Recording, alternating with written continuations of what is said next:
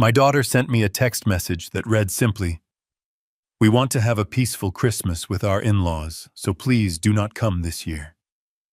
I stared at the screen and typed back 2 words. "Enjoy yourselves." They did not know that I had just finalized the purchase of the most expensive estate in the state. They did not know I had invited everyone else, including their bosses, to my new villa. When they saw the photos on social media, they broke into my home in a rage. That was the moment I destroyed them completely. If you are watching this video, please like and subscribe to my channel and tell me in the comments where you are listening to my story of justice from. I want to know how far it traveled.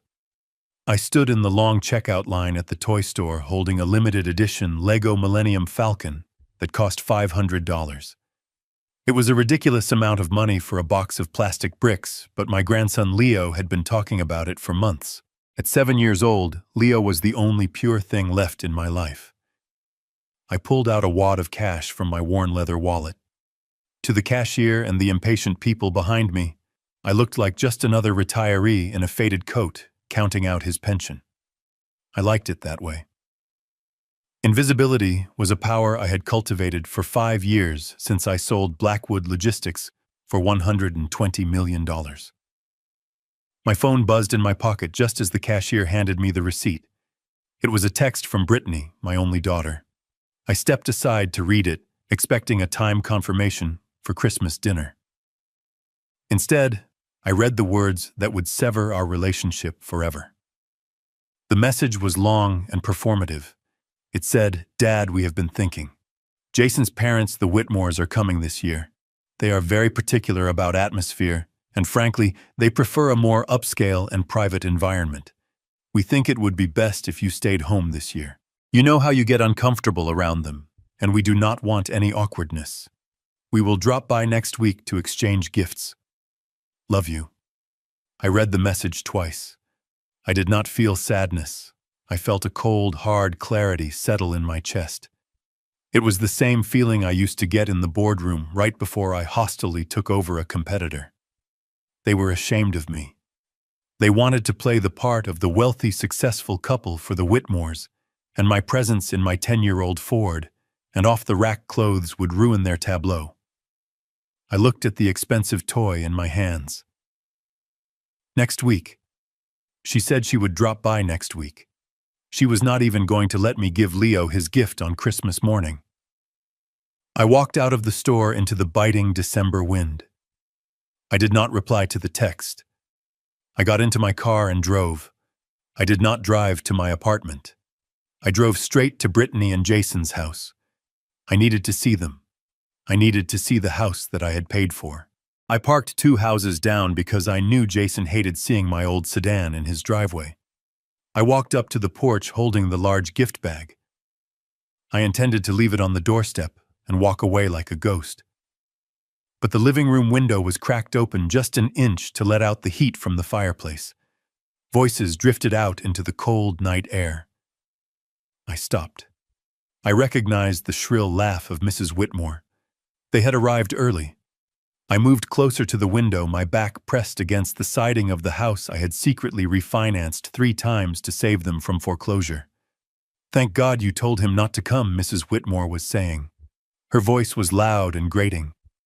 "The last time we were here, he wore that moth-eaten coat and smelled like Old Spice.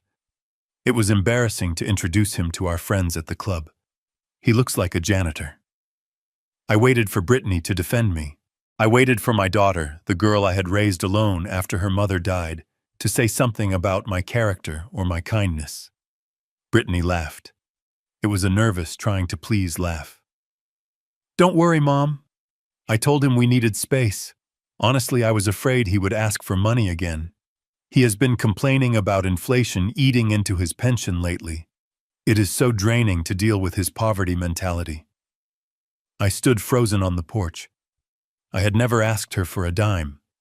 In fact, every time she complained about a bill, I would slip an envelope of cash into her purse when she wasn't looking and pretend I had found it or saved it. Then I heard Jason's voice, my son-in-law, the man who drove a BMW I had paid off anonymously last year. He spoke with a mouthful of food. You know, babe, we need to talk about his apartment after the holidays. It is a waste of equity. If we convince him to sell it and move into that state-subsidized nursing home on Elm Street, we could use the proceeds to invest in my company. We could tell him it is for his own safety. He is getting old and senile anyway. The Lego box in my hand felt heavy as lead. Senile. They thought I was senile because I didn't correct them when they lied. They thought I was poor because I chose not to be flashy. And now they were planning to liquidate my life to fund their delusions of grandeur. I looked through the slit in the curtains. I saw them raising glasses of champagne. Expensive champagne. I saw the tree piled high with gifts. I saw my grandson Leo sitting in the corner playing on an iPad, ignoring them all. I did not kick down the door. I did not scream. I gently set the Lego set down on the doormat. I turned around and walked back to my car. The Conrad Blackwood, who was a soft father, died on that porch. The Conrad Blackwood, who was a ruthless CEO, woke up. I drove back to my apartment complex. It was a modest brick building in a working-class neighborhood.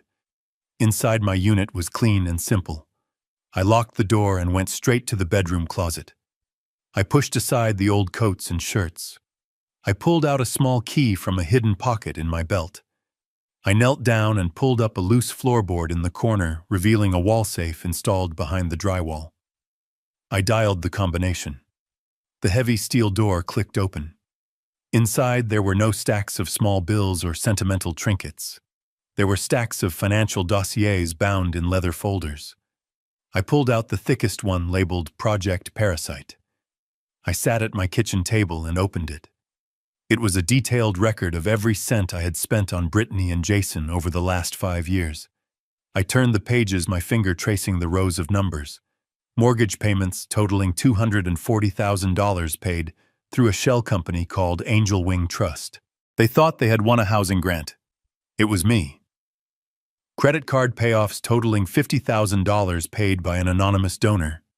That was me. The seed capital for Jason's failing tech startup, $100,000. That was me. I looked at the total at the bottom of the spreadsheet. $412,000 in 5 years. Nearly $500,000 funneled into their lives to keep them afloat, to keep them looking successful, to keep them happy. And in return, they banned me from Christmas and plotted to put me in a state home. I closed the folder. The sadness was gone. It was replaced by a cold, tactical fury. I reached for my secure satellite phone, the one I kept for high-level business dealings. I dialed a number I had not called in 6 months. Sarah O'Connor answered on the second ring. She was the sharpest attorney in New York and the only person who knew the full extent of my wealth. "Conrad," she said. Her voice was professional but surprised. "It is late. Is everything all right?" "Everything is finally clear, Sarah," I said. My voice was steady. "I am activating the winter campaign. I want you to purchase the Summit." There was a pause on the line. The Summit was the most exclusive estate in the city, a $25 million mansion on the highest hill overlooking the entire valley. It had been on the market for 2 weeks. The Summit. Sarah repeated, "You want to buy it?" "I want to buy it tonight," I said. "Cash offer. 20% above asking price for immediate possession. I want the keys in my hand by tomorrow morning." "And Sarah, there is one more thing." "Yes, Conrad." "Cut the feed," I said. "Terminate the Angel Wing Trust payments immediately. Cancel the credit card guarantees. Freeze the investment capital in Jason's company. I want every financial IV drip pulled out of their arms tonight." "Are you sure, Conrad?" Sarah asked softly. "This will ruin them. They have no liquidity. They are living on your artificial life support." I looked at the photo of Brittany on my wall. She was smiling at her graduation, a graduation I paid for by working double shifts before my company took off. "I am sure," I said. "They want privacy. I will give them the privacy of poverty. Do it. I hung up the phone. I poured myself a glass of tap water and sat in the dark. I waited. I knew the fallout would not be immediate. It would take a few hours for the systems to update, for the cards to decline, for the reality to set in. The next morning, my phone rang. It was Brittany. I let it ring 3 times before answering. I put on my best, tired old man voice. "Hello, Brittany," I said. "Hi, Dad," she said. Her voice was sickly sweet. It was the voice she used when she wanted something. "I noticed you dropped off Leo's gift. That was sweet. You didn't have to run off so fast. We would have said hello." "I heard you were busy," I said. "I didn't want to intrude on your upscale environment." She laughed, a nervous, tinkling sound. "Oh, Dad, don't be silly. Don't. Listen, the reason I am calling is, well, we have a small situation. Jason went to pick up the catering order for the Christmas Eve party tonight, and there was a glitch with his card. The bank is being so annoying with their fraud protection algorithms during the holidays." I stared at the wall. The cutoff had begun. "That is unfortunate," I said. "Yes, it is," she continued quickly. "So we are a little stuck. The caterer needs payment now to release the food. It is the Whitmore's favorite seafood place. It is about $5,000. I know things are tight for you, but do you think you could maybe dip into your emergency savings just for a few days? Jason will pay you back with interest as soon as the bank sorts out this glitch." $5,000. She was asking me for $5,000 to pay for a party I was explicitly banned from attending. The audacity was breathtaking. She wanted me to finance my own exclusion. I leaned back in my chair. "Brittany," I said slowly, "I checked my accounts this morning. I am afraid I have nothing to spare. Inflation, you know. It eats into everything." There was a silence. Then her tone shifted. It lost the sweetness. It became sharp and entitled. "Dad, are you serious? This is Christmas. This is for your family. You have that savings account Mom left. I know you do. You are just being spiteful because we asked for one night of privacy." "I am not being spiteful," I said. "I am being realistic. I cannot afford your lifestyle, Brittany. And frankly, I do not think you can either." She exploded. "You are so selfish. You sit in that ugly apartment hoarding money while we try to build a future. You know what? Fine. If you don't want to help family, then don't expect to be treated like family. Do not bother coming by next week. You are not seeing Leo until you learn to be less toxic." She hung up. The line went dead. She had played her final card. She used my grandson as a weapon. She thought it would break me. She thought I would call back, begging, transferring the money, apologizing for existing. She did not know that she had just severed the last thread of mercy I held for her. I put the phone down on the table. My hand did not shake. I stood up and walked to the window. The snow was starting to fall. It was going to be a white Christmas. My phone buzzed again. It was Sarah. "The deed is done, Conrad," she texted. "The summit is yours. The keys are with the security team at the gate. The transfer of funds has been executed. The support accounts for Brittany and Jason are closed. The notifications will start hitting them within the hour." I typed back, "Excellent. Send out the invitations." "What invitations?" Sarah asked. I smiled a cold, grim smile.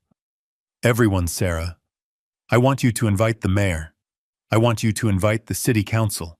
I want you to invite Jason's boss, Mr. Sterling. I want you to invite the president of the bank that holds Brittany's mortgage. I want you to invite every neighbor on Brittany's street.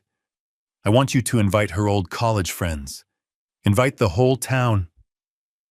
"Except them," Sarah asked. "Except them," I confirmed. "And Sarah, make sure the invitations are gold-plated. I want this to be the event of the decade." I packed a single bag. I left my old coat on the hook. I put on a bespoke Italian wool suit. that I had kept in the back of the closet for 5 years. I put on my Swiss watch. I walked out of the apartment and locked the door. I got into my car and drove toward the hills.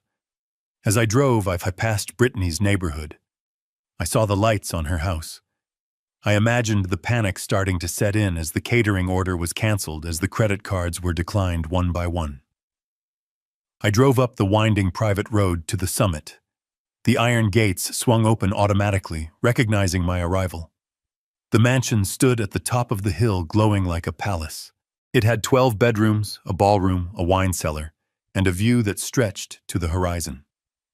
Staff were already there, hired by Sarah. They were hanging lights, preparing food, setting up a Christmas tree that was 20 feet tall. "Welcome home, Mr. Blackwood," the head butler said, bowing as I entered the marble foyer. "Thank you, James," I said. "Let's get to work. We have a party to throw."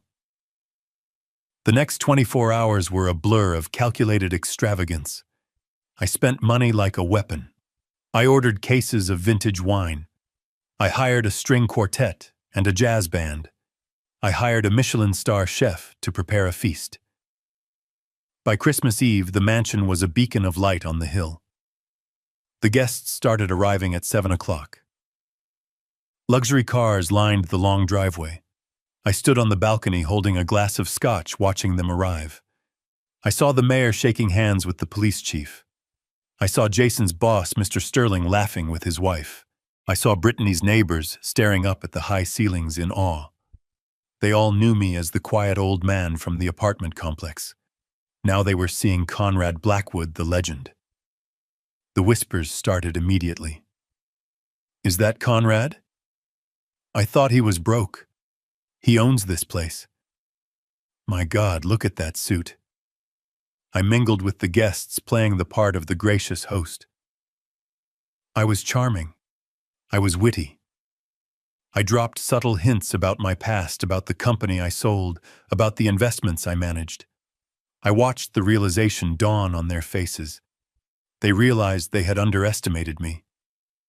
But my eyes were constantly on the large monitors in the security room, which streamed to my phone. I was waiting. I knew they would come. Down in the valley, chaos was consuming Brittany's house. I knew this because Mrs. Parker, Brittany's nosy neighbor, who was currently eating my shrimp cocktail, had told me. "Oh, Conrad, it is a shame Brittany isn't here," Mrs. Parker had said, her eyes gleaming with gossip. "I went over to show her the invitation you sent me. It was so beautiful, gold-plated and all. She looked like she was going to be sick. She said you must have stolen it or something." She was frantic. Her caterer never showed up because the payment failed. Her mother-in-law was screaming at Jason. It sounded like a war zone. I smiled and took a sip of my drink. "I hope they work it out," I said smoothly. At 8:30, my phone alerted me. Security camera 2 at the main gate. A car had pulled up. It was Jason's BMW. It looked small and dirty next to the limousines and sports cars parked along the drive. Brittany jumped out of the car. She was wearing a red dress, but her hair was messy, and her face was twisted in rage. Jason followed her, looking pale and sweaty.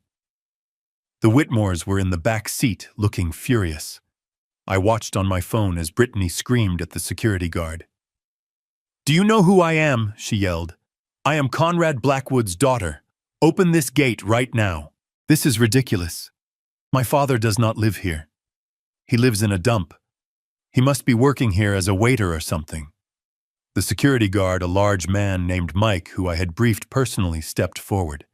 He held a clipboard. "I am sorry, ma'am," Mike said, his voice calm but loud enough to be picked up by the microphone. "Your name is not on the guest list. In fact, Mr. Blackwood gave us a specific list of people who are barred from the premises. You, Jason Whitmore, and the elder Whitmores are at the top of that list." "You are lying," she shrieked. She tried to push past him. Mike blocked her path. "Ma'am, if you do not leave, I will have to call the police. This is private property." Brittany looked up at the house. She saw the lights. She saw the people on the balcony. She saw the opulence. And then she saw me. I stepped out onto the front terrace directly above the gate. I was illuminated by the outdoor spotlights. I raised my glass to her. She froze. She saw the suit. She saw the confidence. She saw the father she had dismissed as a failure, standing as the king of the hill. "Dad," she screamed. "Dad, let us in. There has been a mistake. The bank cut us off. We have no food. The Whitmores are here. Stop this joke." I did not say a word. I simply turned my back and walked inside. I knew they wouldn't leave. Their pride wouldn't let them. The Whitmores wouldn't let them. They were humiliated, and they were broke. They needed to get in not just for the party, but to reclaim control. I watched the monitor. Jason and Brittany were arguing. Then I saw them move the car to a dark patch of the road. They were going to try to sneak in. They were going to climb the side fence near the service entrance. It was exactly what I had anticipated. I had left that section of the fence unmonitored by guards, but heavily monitored by cameras. Inside the ballroom, the party was in full swing. Jason's boss, Mr. Sterling, approached me. "Conrad." I had no idea, he said, shaking my hand. "Jason never mentioned you were, well, this." I smiled. "Jason doesn't know much about my business dealings, Mr. Sterling. I prefer to keep my family life and my financial life separate. Although I am concerned about Jason. I hear he has been having some liquidity issues." Sterling frowned. "Liquidity issues. That is concerning. He handles significant accounts for us. If he is unstable..." I let the sentence hang. I didn't need to say more. The seed was planted. Suddenly, the side doors to the ballroom burst open. The music stopped. The chatter died down. There they were, Brittany, Jason, and the Whitmores. But they did not look like guests. They looked like intruders. Brittany's dress was torn at the hem from climbing the fence. Jason had mud on his knees. Mrs. Whitmore had lost a shoe. They looked deranged. "Dad," Brittany screamed, pointing a shaking finger at me. Her voice echoed off the high ceilings. Everyone turned to stare. "What is wrong with you?" she yelled, marching into the center of the room. "You invite the whole town, but you ban your own daughter. You hide all this money while we struggle. You let my son, your grandson, go without a Christmas dinner while you feed strangers lobster. You are a monster." She grabbed a glass of wine from a waiter's tray and threw it on the floor. It shattered. Red wine splattered across the white marble floor. The guests gasped. I stood on the grand staircase looking down at them. I did not look angry. I looked disappointed. "Brittany," I said, my voice calm but amplified by the acoustics of the room. "You are not here because you are struggling. You are here because you are greedy." "Liar," she screamed. "We have always been there for you. We visited your dirty apartment. We let you be part of our lives, and you lied to us. You pretended to be poor to test us. That is sick." I signaled to the AV technician I had hired. "I didn't pretend anything, Brittany," I said. "I simply didn't correct your assumptions. And as for struggling, let us look at the truth." The massive LED screen behind me, which had been displaying winter landscapes, suddenly changed. It displayed a spreadsheet. A giant high-definition spreadsheet. It was the Project Parasite file. The room went silent. "These are the mortgage payments for your house," I said, pointing to the screen. $4,000 a month for 5 years. Paid by me. The screen changed. It showed a credit card statement. "This is your credit card bill from last month," I said. $50,000. Mostly designer handbags and spa treatments. Paid by me." The screen changed again. It showed a bank transfer. "This is the $200,000 debt Jason incurred gambling online," I said, looking at Jason. He turned gray. "Paid by me to keep him out of jail." The guests were whispering furiously now. "Mr. Sterling." Jason's boss stepped forward, his face hard. "Gambling debt," he muttered. 200,000. And finally I said, the audio recording. I pressed a button on a remote. My voice was not on the recording.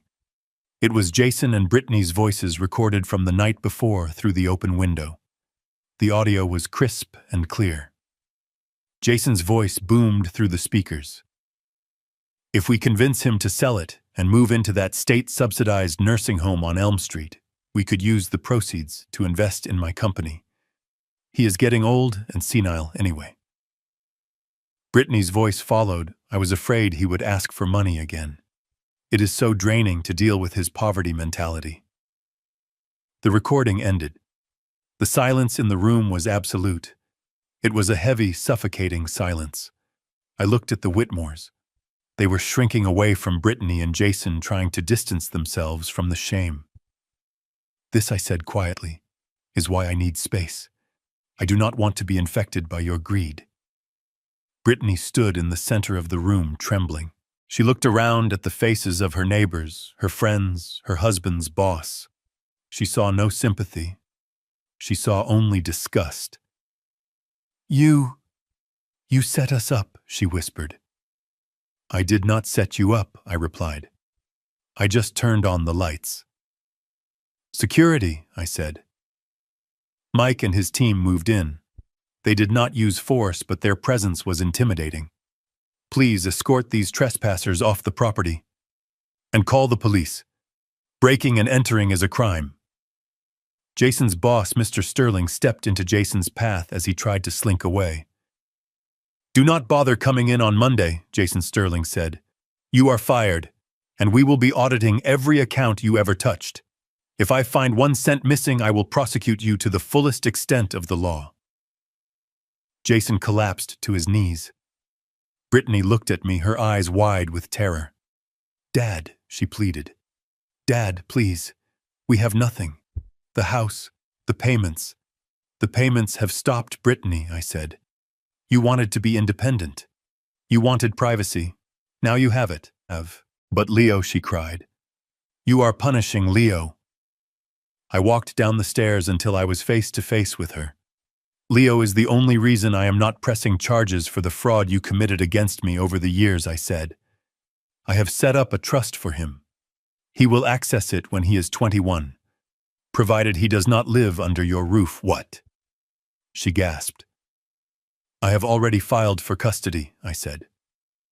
My lawyer, Sarah, stepped forward, handing Brittany a thick envelope. You are unfit, I said. You are financially unstable.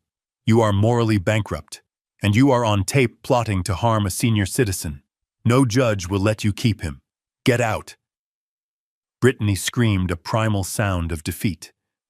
Mike took her arm and led her out. Jason followed, sobbing. The Whitmores scuttled out behind them, heads bowed, not daring to look anyone in the eye. The heavy oak doors slammed shut. I turned back to the room. I took a deep breath. I adjusted my cufflinks. I apologize for the interruption, everyone, I said. Please do not let the trash ruin the party. The dessert bar is now open. The band struck up a lively jazz tune. The guests hesitated for a moment, then applause broke out. It started slow, then grew thunderous. They cheered, they toasted me. I walked out onto the balcony alone. The snow was falling harder now, covering the world in a clean white blanket. I took a sip of my scotch.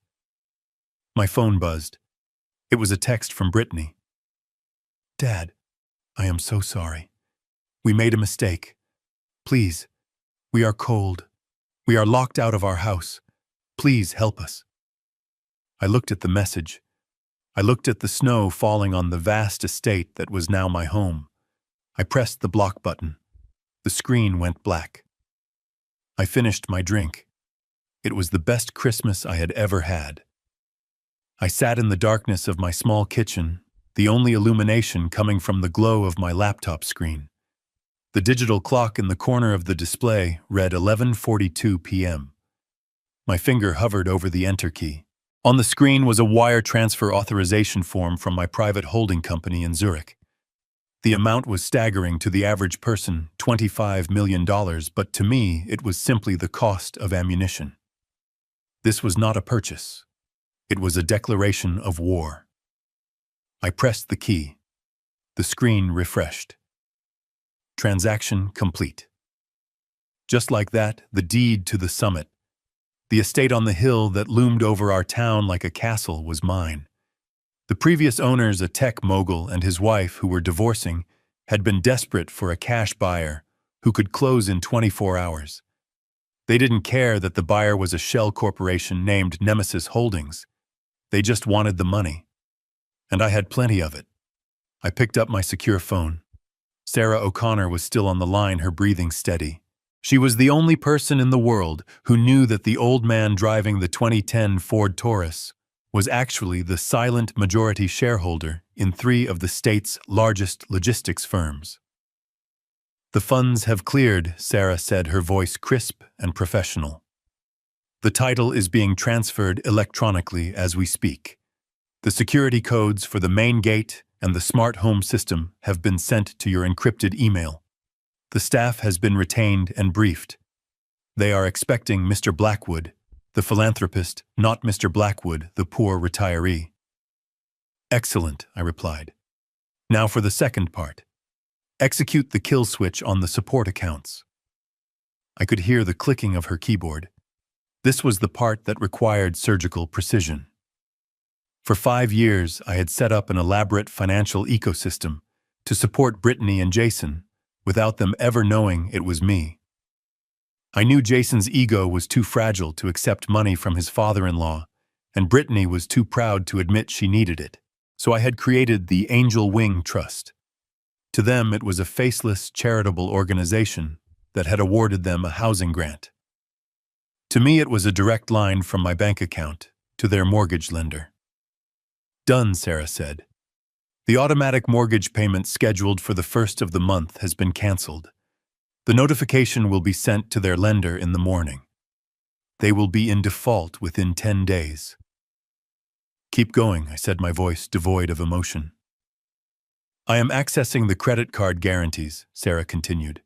"You co-signed for their Platinum American Express cards through a limited liability company 3 years ago. I am withdrawing the guarantee and freezing the credit lines. The cards are now effectively pieces of plastic." "And the investment?" I asked. This was the big one. Jason believed he was a business genius because a venture capital firm had injected $200,000 into his failing marketing consultancy. He didn't know that the venture capital firm was just me sitting in this kitchen, moving money from one pocket to another to keep him from going bankrupt. "I am pulling the term sheet," Sarah said. There was a pause. "Conrad, the contract allows us to recall the loan immediately if there is a change in the guarantor's status. I am triggering that clause. His business accounts will be frozen until the debt is repaid. He will wake up tomorrow with 0 operating capital." "Good," I said. "Let them feel the cold." I hung up the phone and closed the laptop. I stood up and looked around the apartment. I had lived here for 7 years. It was clean, functional, and modest. It was the perfect camouflage. But looking at it now, I realized it was also a prison I had built for myself. I had stayed small so my daughter wouldn't feel small. I had dimmed my light so Jason wouldn't feel overshadowed. And they had thanked me by treating me like a stain on their perfect life. I went to the bedroom and packed my single suitcase. I took the photo of Brittany off the nightstand. It was from her 5th birthday. She was missing a front tooth and smiling up at me as if I were Superman. I looked at it for a long moment, trying to find that little girl inside the woman who had just banned me from Christmas. I couldn't find her. I placed the photo face down on the empty bed. I walked out of the apartment, leaving the key under the mat. I got into my car. The engine sputtered as it started a noise that usually annoyed me but tonight sounded like a victory cry. I wasn't going back to the apartment. I was ascending. While I drove toward the hills, the financial shockwaves of my phone call with Sarah were beginning to hit their targets. It was a Friday night, the peak of the holiday season. Brittany and Jason were out trying to impress Jason's parents, the Whitmores. I knew exactly where they were because I still had access to the transaction alerts on the credit cards I backed. My phone buzzed on the passenger seat. Transaction declined. Location, the Gilded Oyster. Amount $842. I smiled. They were at the most expensive seafood restaurant in town. I could picture the scene perfectly. Jason puffed up with arrogance, trying to play the big shot for his parents. He would have ordered the seafood tower, the expensive wine, maybe a round of aged cognac. In the restaurant, the waiter would have returned to the table holding the card with 2 fingers, a polite but pitying smile on his face. "I'm sorry, sir," the waiter would say loud enough for the neighboring tables to hear. "The card has been declined." Jason would laugh, a nervous braying sound. "That's impossible," he would say. "I have a $50,000 limit. Try it again. The chip is probably dirty." The waiter would try it again, and then he would lean in and whisper, "Sir, the bank says the account has been frozen by the guarantor. Do you have another form of payment?" Jason didn't have another form of payment. His personal debit card was overdrawn because he had spent his paycheck on a new watch to impress his father. Brittany's cards were all linked to the same frozen guarantee. My phone buzzed again. Transaction declined. Location, the Gilded Oyster. Amount $842. Attempt 3.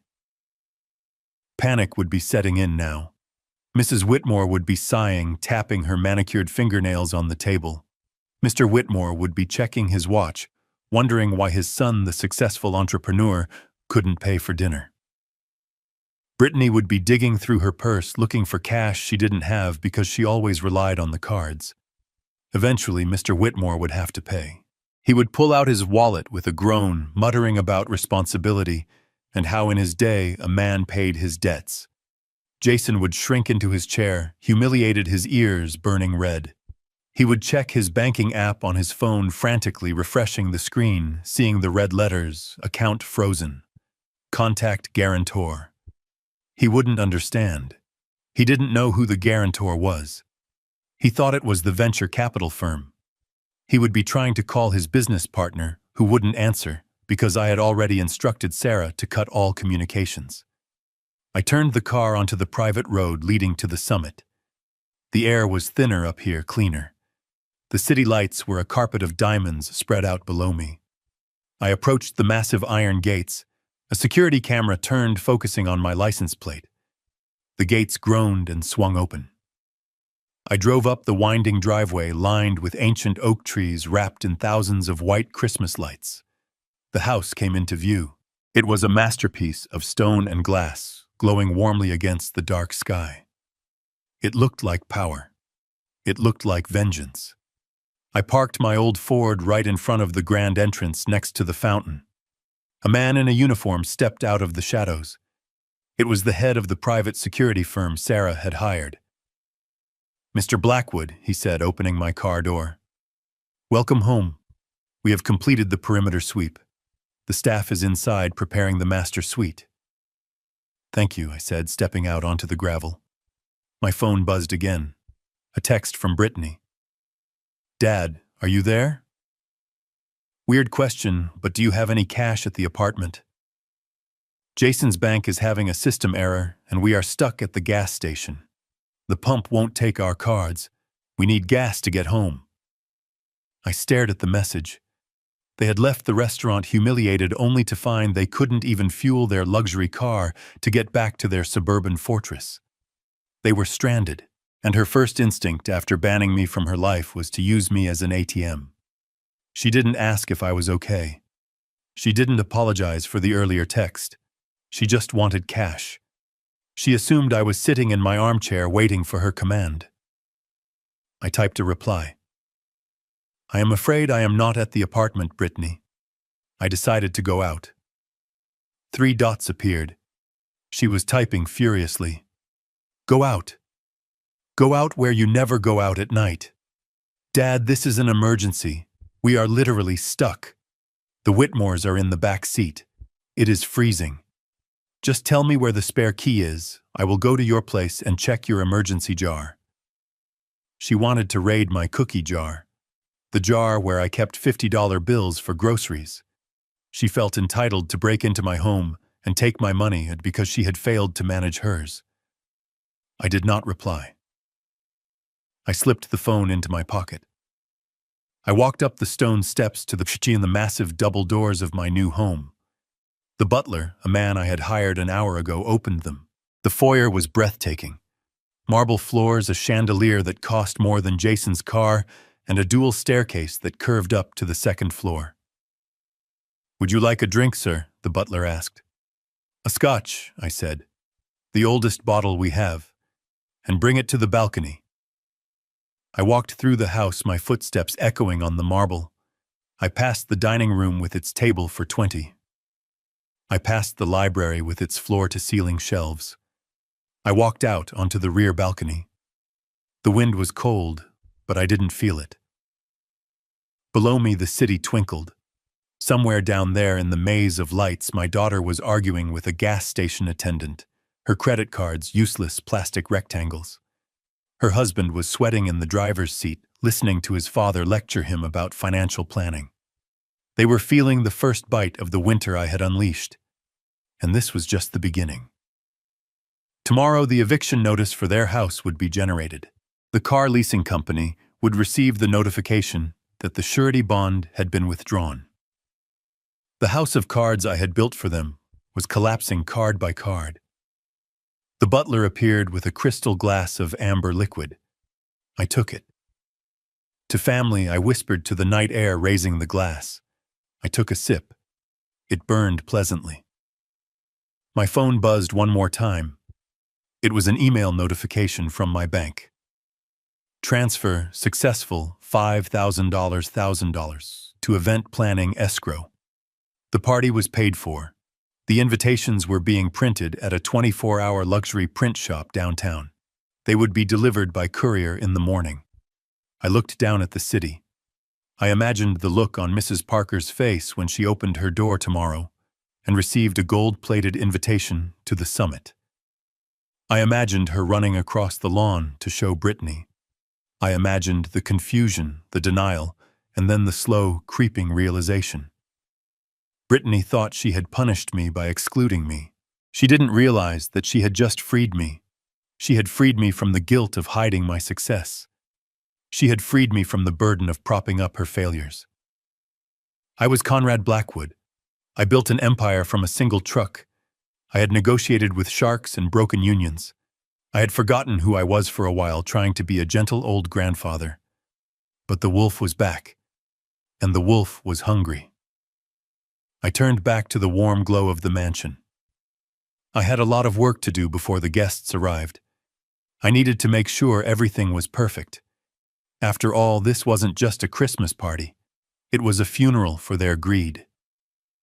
The morning sun did not bring warmth to Brittany's house. It only illuminated the wreckage of the previous night. The kitchen was silent, save for the aggressive humming of the refrigerator. Jason sat at the island, his head in his hands, surrounded by a fortress of unpaid bills and a cell phone that had become nothing more than a receiver for bad news. His business accounts were locked. His personal lines of credit had vanished. He looked like a man who had woken up to find the gravity in his world had suddenly tripled. Brittany was pacing. She hadn't slept. Her makeup from the disastrous dinner was smeared beneath her eyes, and she was still wearing her jewelry, as if taking it off would admit that the glamour she projected was finally dead. In the guest room, the elder Whitmores were stirring. The sound of their footsteps overhead was like the ticking of a bomb. They hadn't spoken to Brittany since the humiliation at the restaurant, but the silent judgment radiating from the guest suite was heavy enough to crush the drywall. Then the noise started outside. It wasn't the usual Saturday morning sound of lawnmowers or kids playing. It was the synchronized slamming of heavy doors. Brittany went to the window, pulling back the curtain with a twitchy, nervous hand. A fleet of black Mercedes Sprinter vans had descended upon the cul-de-sac. They were sleek, unmarked, and moved with military precision. Uniformed men in white gloves were stepping out carrying boxes wrapped in midnight blue velvet. They weren't delivering packages to just one house. They were walking up every single driveway on the street. Every driveway except hers. Brittany frowned, pressing her forehead against the cold glass. "What is going on?" she muttered. "Is someone filming a movie?" She watched as her neighbor across the street, Mrs. Gable, opened her door. The courier actually bowed, and handed her the blue box. Mrs. Gable opened it right there on the porch. Even from across the street, Brittany saw the flash of gold. Mrs. Gable's hand flew to her mouth. She looked around, spotted the courier walking to the next house, and then looked directly at Brittany's window. She didn't wave. She just stared, confused, clutching the box to her chest, like it was a diamond necklace. A sharp knock at the front door made Brittany jump. She smoothed her dress, checked her reflection in the hallway mirror, and put on the mask of the perfect suburban hostess. She opened the door. It was Mrs. Parker from next door. Mrs. Parker was the neighborhood gossip, a woman who weaponized politeness. She was holding one of the blue velvet boxes. "Good morning, Brittany," Mrs. Parker chirped, her eyes darting past Brittany to see if the Whitmores were visible. "I am so sorry to intrude so early, but I just had to come over. I assumed you would be awake getting ready for the big night." Brittany forced a smile. "The big night, Mrs. Parker, we are just having a quiet family Christmas. My in-laws are here." Mrs. Parker's eyebrows shot up. "Quiet? Oh, honey, you are such a kidder. I'm talking about the gala. At the summit." She held out the box. "Look at this. I have never seen anything like it in my life. The courier said it's real gold plating." Brittany looked down. The box was lined with white silk. Resting inside was a heavy rectangular plate of metal engraved with elegant calligraphy. It caught the morning light and threw it back into Brittany's eyes. "You are cordially invited to a Christmas Eve celebration. Location, the Summit Estate. Host, Mr. Conrad Blackwood." Brittany stopped breathing. The world tilted on its axis. She read the name again. Conrad Blackwood. Not Dad. Not the old man in the apartment. Conrad Blackwood, formatted like royalty. "My father," she whispered. Her voice sounded thin, foreign. This has to be a mistake. My father lives in the Briarwood complex. He doesn't live at the summit. Nobody lives at the summit. It's been empty for months." Mrs. Parker laughed, a sound like breaking glass. "Oh, Brittany, you are so secretive. The whole town is buzzing. Apparently he bought it yesterday. Cash. The mayor tweeted about it an hour ago. He's calling it the return of the Blackwood Empire. I didn't even know your father was that Conrad Blackwood. I thought he was, well, you know, retired." She leaned in closer, her voice dropping to a conspiratorial whisper. "So tell me, what are you wearing? Is it black tie? The invitation says formal opulence, but I wasn't sure if that meant long gowns or cocktail dresses. I assume you have something custom-made." Brittany felt the blood drain from her face. She looked past Mrs. Parker to the street. The couriers were moving efficiently. The Johnsons were getting a box. The Millers were getting a box. Even the cranky old man at the end of the cul-de-sac was holding a gold plate and grinning. Brittany stammered. "I haven't checked the mail yet." "Oh, they aren't mailing them, dear," Mrs. Parker said, her eyes narrowing slightly as she scanned Brittany's empty porch. "They are hand-delivering them to the guest list," and the implication hung in the cold air between them. To the guest list. Just then, Mrs. Whitmore appeared in the hallway behind Brittany. She was wearing a silk robe and a scowl that could curdle milk. "Who is at the door, Brittany?" Mrs. Whitmore demanded. "And why is there a van blocking the driveway? We need to go to the bank and sort out this incompetence with Jason's accounts." Mrs. Parker's eyes widened. "Oh, hello, you must be Jason's mother. I'm Gladys Parker. I was just showing Brittany the invitation. Isn't it marvelous? Your in-law certainly knows how to make a statement. Mrs. Whitmore stepped onto the porch, ignoring the cold. She snatched the heavy gold plate from Mrs. Parker's hands. She read it.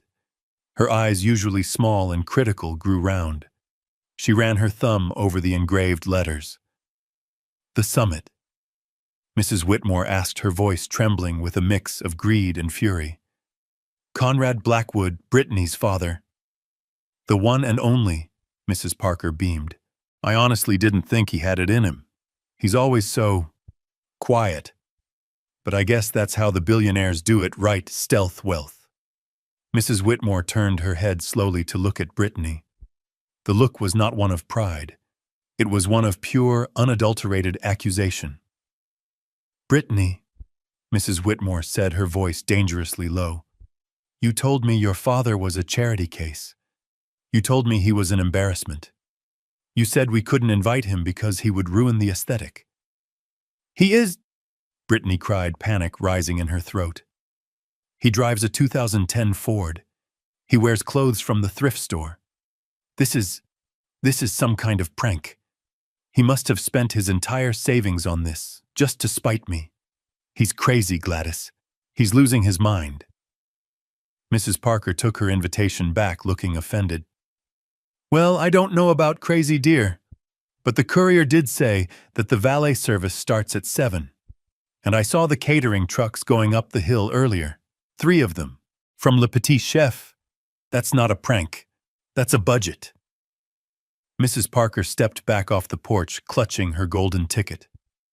Anyway, I should let you get ready.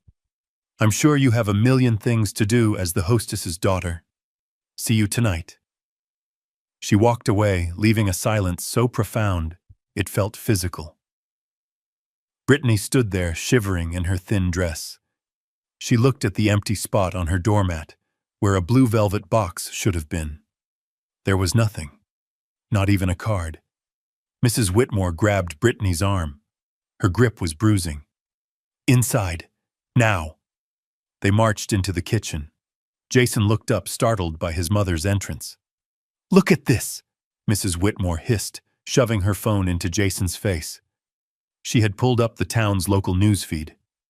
Breaking mystery buyer of the summit revealed as local philanthropist Conrad Blackwood. Gala tonight, expected to draw state officials and business elite. The photo showed the mansion. Lights were blazing from every window. Staff were hanging wreaths the size of car tires on the front gates. That's Dad's name, Jason stuttered. But that's impossible. Dad asks me for tech support on his flip phone. He doesn't own estates. He does now, Mrs. Whitmore spat. She turned on Brittany, her face red with indignation. You lied to us. You sat there at dinner last night while my husband paid the bill because your husband is incompetent, and you let us believe your father was a nobody. And now I find out he is the most powerful man in the zip code, and we treated him like the help. I didn't know, Brittany screamed, tears finally spilling over. I swear, Mom, I didn't know. He lives in a 2-bedroom apartment. He eats canned soup. Or maybe, Mrs. Whitmore said, stepping closer, her voice dropping to a venomous hiss. Maybe he just hates you. Maybe he hates you so much that he hid a fortune just to keep it away from you. And looking at you right now, standing there useless, while everyone else on this street gets a golden ticket. I can't say I blame him. Jason stood up. Mom, stop. We need to figure this out. If Conrad has this kind of money, maybe he can help. Maybe this is just a misunderstanding. Maybe our invitation got lost. Lost? Mrs. Whitmore laughed, a harsh barking sound. Gladys Parker got one. The mailman probably got one. You aren't invited, Jason. You were excluded. Explicitly. She walked to the window and looked out at the neighbors who were now gathering on their lawns, comparing invitations, laughing, pointing up toward the hill where the mansion stood. This is humiliating, Mrs. Whitmore whispered. I have friends coming to town next week. They will hear about this. They will hear that my son's father-in-law threw the party of the century and we weren't even allowed past the gate. She turned back to them. Her eyes were cold stones. "Fix this," she ordered. "I don't care what you have to do. I don't care if you have to crawl on your knees. You get us into that party. You get us to the head table. Or you can forget about us ever bailing you out of this financial mess you've created. Do you understand?" Brittany looked at Jason. Jason looked at the floor. They both knew the truth. They hadn't just lost a Christmas dinner. They were about to lose their entire world. "We'll go there," Brittany said, wiping her face with the back of her hand. A desperate, manic light entered her eyes. "We'll just drive up there. He's my dad. He can't turn me away in front of the mayor. He loves me. He's just acting out. We'll go there and we'll make a scene if we have to. He hates scenes. He'll let us in just to shut us up." "Get dressed," Mrs. Whitmore commanded, "and wear something expensive. If I am going to war, I am not going to look like a pauper." Brittany ran up the stairs. She needed to find a dress. She needed to look like the daughter of a billionaire. She didn't realize yet that no dress could cover the stain of what she had done. She didn't realize that the gates of the summit weren't just locked. They were welded shut against her. But she would find out. Soon. The party inside the summit was reaching a crescendo of calculated elegance. The air smelled of expensive perfume, aged mahogany, and the truffle-infused appetizers that were being circulated by servers in white tuxedos. I stood near the fireplace, a glass of 50-year-old scotch in my hand, listening to Senator Miller tell a story about his days in law enforcement. He was laughing, a deep, booming sound that signaled comfort and respect. I laughed with him, but my attention was divided. I knew that in the modern age, an event did not truly happen until it was documented online. I had hired a social media team discreetly positioned around the room to ensure that tonight's gala was not just a party, but a viral moment. At 8:45, the trigger was pulled. The mayor posted a selfie. It was a candid shot, perfectly lit by the crystal chandelier. In the frame, I was clinking glasses with him and the CEO of the largest tech firm in the state. I looked commanding in my bespoke Tom Ford suit, the fabric shimmering under the lights, a far cry from the polyester blends my daughter was used to seeing me wear. The caption was simple, yet devastating. "Honored to celebrate Christmas Eve with the legendary Conrad Blackwood at his breathtaking new estate, The Summit. A true pillar of our community returns to the spotlight." He tagged the location. He tagged me. Within minutes, the post was being shared, liked, and commented on by every social climber and gossip monger in the city. Down in the valley, inside the suffocating gloom of Brittany's living room, the notification sound of a cell phone broke the tense silence. I can reconstruct the scene perfectly because I know them. I know their habits. I know their addictions. Brittany would have been sitting on her beige sofa, doom-scrolling, desperately looking for a distraction from the disaster of her evening. The Whitmores would be pacing nursing glasses of cheap wine, their earlier fury settling into a cold, simmering resentment.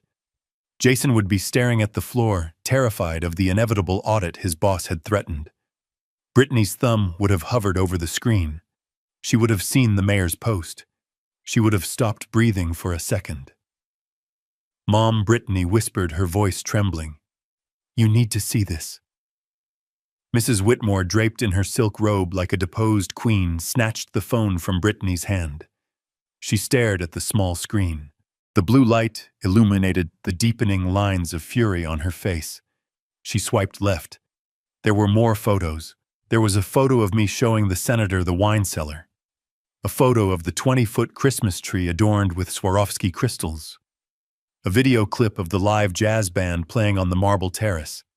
And in every frame there was the undeniable, overwhelming evidence of extreme wealth. "This is not a rental," Mrs. Whitmore hissed. Her voice started low, a rumble of disbelief. "Look at the art on the walls. That is a Basquiat. I saw it at auction last year. It sold for $4 million. Jason leaned in, squinting at the screen. "That is my boss," he choked out. "That is Mr. Sterling. He is laughing. He is drinking wine with Conrad. He never drinks with employees. He fires employees. Mrs. Whitmore threw the phone onto the sofa cushion. It bounced harmlessly, but the violence of the gesture made everyone flinch. She began to pace her silk robe billowing around her like the cape of a villain. "He lied to us," she screamed. The sound tore through the quiet suburban house. "He played us for fools. He sat there in that diner last month letting me pay for his coffee while he was sitting on millions. Millions." Brittany was shaking her head, tears streaming down her face. "I don't understand. Why? Why would he do this? Why would he hide it from me? I am his daughter. I am his only child. That money, that house, it should be ours. It's my inheritance. He is mocking us." Mrs. Whitmore declared, stopping in the center of the room. She looked at her husband, who was pale and silent. "Harold, do you see what is happening? This isn't just about him being rich. This is about him making us look poor. He invited the whole town. He invited Gladys Parker. He invited the mayor. And he left us here to rot in this middle-class mediocrity." She looked around Brittany's living room with renewed disgust. The furniture she had once complimented now looked cheap to her. The decorations looked tacky. Compared to what she saw on that screen, this house was a hovel, and she was trapped in it. "It is a misunderstanding," Jason said, his voice rising in a desperate attempt to rationalize the nightmare. "It has to be. Maybe he kept it secret for security reasons. Maybe he was testing us, and we failed the test." "Oh God, we failed the test. We did not fail anything," Mrs. Whitmore snapped. She walked over to Jason and grabbed him by the shoulders. "Listen to me. You are a smart boy, Jason. Think.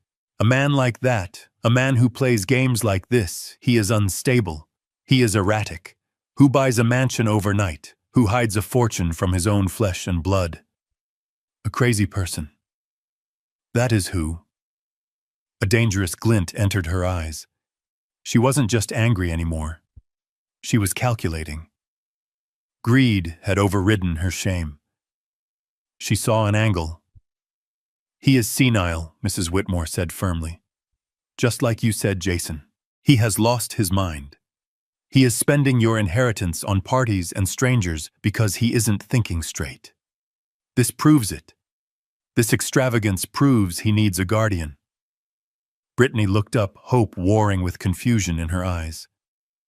"What are you saying?" "I am saying we have rights," Mrs. Whitmore said. She smoothed her hair, her posture straightening. "We are his family. We are the ones who have been caring for him, worrying about him.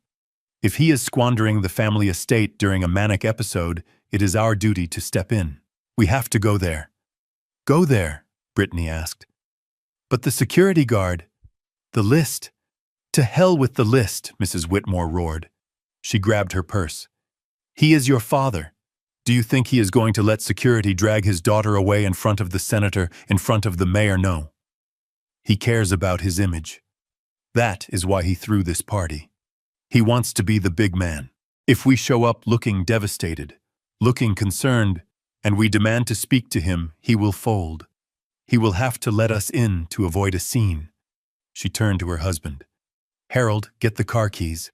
We are going to the summit." Jason stood up, wringing his hands. "Mom, I don't know. Mr. Sterling is there. If I show up and cause a scene—" "You are already fired, Jason," Mrs. Whitmore shouted. "You have nothing left to lose. But if we get in there, if we get Conrad alone, we can fix this. We can tell him we were just trying to protect him. We can tell him we were hurt, that he didn't trust us. We can spin this. But we have to be in the room. We cannot win if we are sitting here watching it on Instagram." The logic of the desperate took hold of them. They convinced themselves that I was a confused old man who had been led astray by bad advisors. They convinced themselves that my rejection was a cry for help. They convinced themselves that the $25 million mansion was actually theirs by right of blood and marriage. They moved with a frantic energy now. Brittany ran to the mirror, wiping away her smeared mascara and reapplying lipstick with a trembling hand. She tried to fix her hair, pulling it into a severe bun to look more serious, more responsible. She changed her shoes, swapping her comfortable slippers for sky-high heels that she thought screamed power, but only screamed try hard. Mrs. Whitmore put on her fur coat. It was a vintage piece, slightly moth-eaten at the collar, but in the dark she hoped it would pass for opulence. She put on every piece of jewelry she had traveled with, layering gold chains over pearls in a gaudy display of armor. "We are going to demand an explanation," Mrs. Whitmore rehearsed, talking to herself in the hallway mirror. "We are going to tell him that we are hurt. We are going to tell him that family comes first. And if he tries to kick us out, we will scream. We will scream so loud that the mayor himself will come over to see what is wrong. And then we will tell everyone that Conrad Blackwood abandoned his pregnant daughter." Brittany wasn't pregnant, but in the heat of their delusion, facts had become malleable. They piled into Jason's BMW. The engine whined as he started it. The fuel gauge was hovering on empty, the warning light glowing an angry orange on the dashboard. "We have enough to get up the hill," Jason muttered, tapping the gauge. "We just have to get there. Once we are inside, he will have to give us money. He won't let us run out of gas on his driveway." They backed out of the driveway, tires screeching. As they drove through the neighborhood, they saw the dark houses of their neighbors. Mrs. Parker's house was dark because she was at the party. The Gables' house was dark because they were at the party. It felt like the rapture had happened, and they were the only sinners left behind. This isolation didn't make them reflect on their behavior. It only fueled their rage. They felt victimized. They felt cheated. Mrs. Whitmore sat in the passenger seat, scrolling through the photos on her phone, feeding her anger with every swipe. "Look at that buffet," she muttered. "Lobster tails, caviar. He never bought us dinner, not once. He let us pay for pizza. It is sick.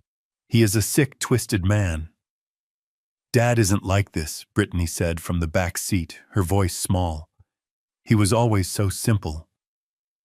Maybe someone stole his identity. Maybe that isn't even him." "Don't be stupid," Mrs. Whitmore snapped. "It is him. It is the man he really is, the man who thinks he is better than us, the man who laughs at us behind our backs. Well, we will see who is laughing when we crash his little coronation." They turned onto the main road leading out of the suburbs and toward the hills. The summit glowed in the distance, a beacon of golden light against the black sky. It looked impenetrable. It looked divine. To them, it looked like a bank vault that had been left open. They didn't see a home. They saw a solution to every mistake they had ever made. They saw the money that would pay the gambling debts, the mortgage, the car payments. They saw the status that would make their friends jealous again. "Drive faster," Mrs. Whitmore commanded. "Before he gives the toast, I want to walk in there right in the middle of his speech." Jason pressed the accelerator. The car surged forward, climbing the steep incline toward the estate.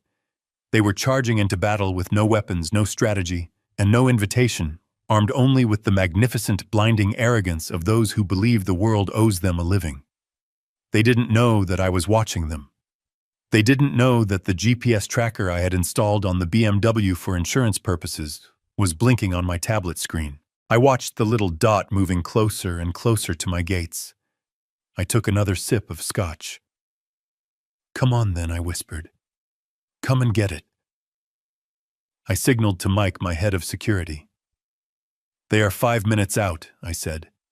"Prepare the welcome committee. But do not stop them at the outer perimeter. Let them get to the main gate. I want them to see what they are missing before you turn them away." Mike nodded, his face grim. "Understood, sir." I walked back into the party. The warmth hit me, the smell of expensive cologne and joy. I adjusted my tie. I checked my reflection in the glass doors. I didn't look like a victim anymore. I looked like the executioner. The trap was set. The cheese was the lifestyle they so desperately craved. And the snap of the bar was going to be heard all the way to the county line. They were coming to demand justice, but they were about to receive judgment. And unlike the justice they imagined, mine would be swift, public, and absolutely final. I stood on the marble balcony of the second floor, my eyes fixed on the bank of high-definition security monitors that lined the wall of my private study. The party below was a hum of expensive laughter and clinking crystal. But up here, the only sound was the low electronic whir of the surveillance system. I held my glass of scotch, not to drink, but to steady my hand against the anticipation. I was like a general watching the enemy march into a valley I had already mined. The black BMW crested the hill. It looked pathetic against the backdrop of the estate. Its engine was whining, straining against the incline, and the fuel warning light must have been screaming. It did not wait in the line of limousines that were queuing politely for the valet. It swerved aggressively around a vintage Rolls-Royce, forcing the chauffeur to slam on his brakes. I saw the driver of the Rolls throw up a hand in disgust. It was Senator Miller's car. They had just cut off a United States senator. The audacity was breathtaking. The BMW screeched to a halt in front of the massive iron gates. The headlights cut through the winter mist, illuminating the heavy steel bars and the gold leaf crest of the summit. Mike, my head of security, stepped out of the guardhouse. He was a mountain of a man, an ex-Marine who wore his tuxedo with the threatening grace of a bouncer. He did not smile. He held a tablet in one hand and a flashlight in the other. I turned up the volume on the monitor. The audio feed from the gate was crystal clear. I saw the driver's door fly open. Jason stepped out. He looked disheveled. His tie was crooked, and sweat had made his hair plaster to his forehead, despite the freezing temperature. He marched up to Mike, trying to summon the arrogance of a man who wasn't terrified. "Open the gate," Jason barked. "We are family. We are here to see Conrad." Mike did not move. He did not check the list. He did not need to. I had given him a photo of Jason 3 hours ago with specific instructions. "Name," Mike asked, his voice flat and bored. "Jason Whitmore," Jason said, puffing out his chest. "And my wife, Brittany Blackwood, Conrad's daughter, and my parents. We are the guests of honor." There was a mix-up with the invitations. Mike looked down at the tablet. He scrolled slowly, deliberately, wasting their time. Then he looked up. The flashlight beam hit Jason directly in the eyes, making him squint and recoil. "I have a Jason Whitmore here," Mike said. Jason let out a sigh of relief. "See? I told you." "Now open the—" "You are on the blacklist," Mike interrupted, his voice booming in the cold night air. The silence that followed was absolute. Inside the car, I could see Brittany's face pressed against the glass, her mouth open in shock. "Excuse me," Jason stammered. "The blacklist." "Correct," Mike said. "The blacklist is a specific designation for individuals who are permanently barred from entering the premises. It means you are not welcome. It means you are trespassing. Please reverse your vehicle and leave the property immediately. You are blocking the senator." Brittany exploded out of the passenger seat. She was wearing a silver dress that was too thin for the weather and heels that sank into the gravel. She stormed up to the gate, grabbing the iron bars like a prisoner rattling a cage. "This is insane," she shrieked. Her voice cracked with hysteria. "I am his daughter. You cannot blacklist his daughter. He owns this house. Go ask him. Go tell him Brittany is here. He will fire you for this. Do you hear me? He will fire you on the spot." Mike looked at her with zero sympathy. "Mr. Blackwood is aware of the guest list, ma'am. He wrote it. And he was very specific.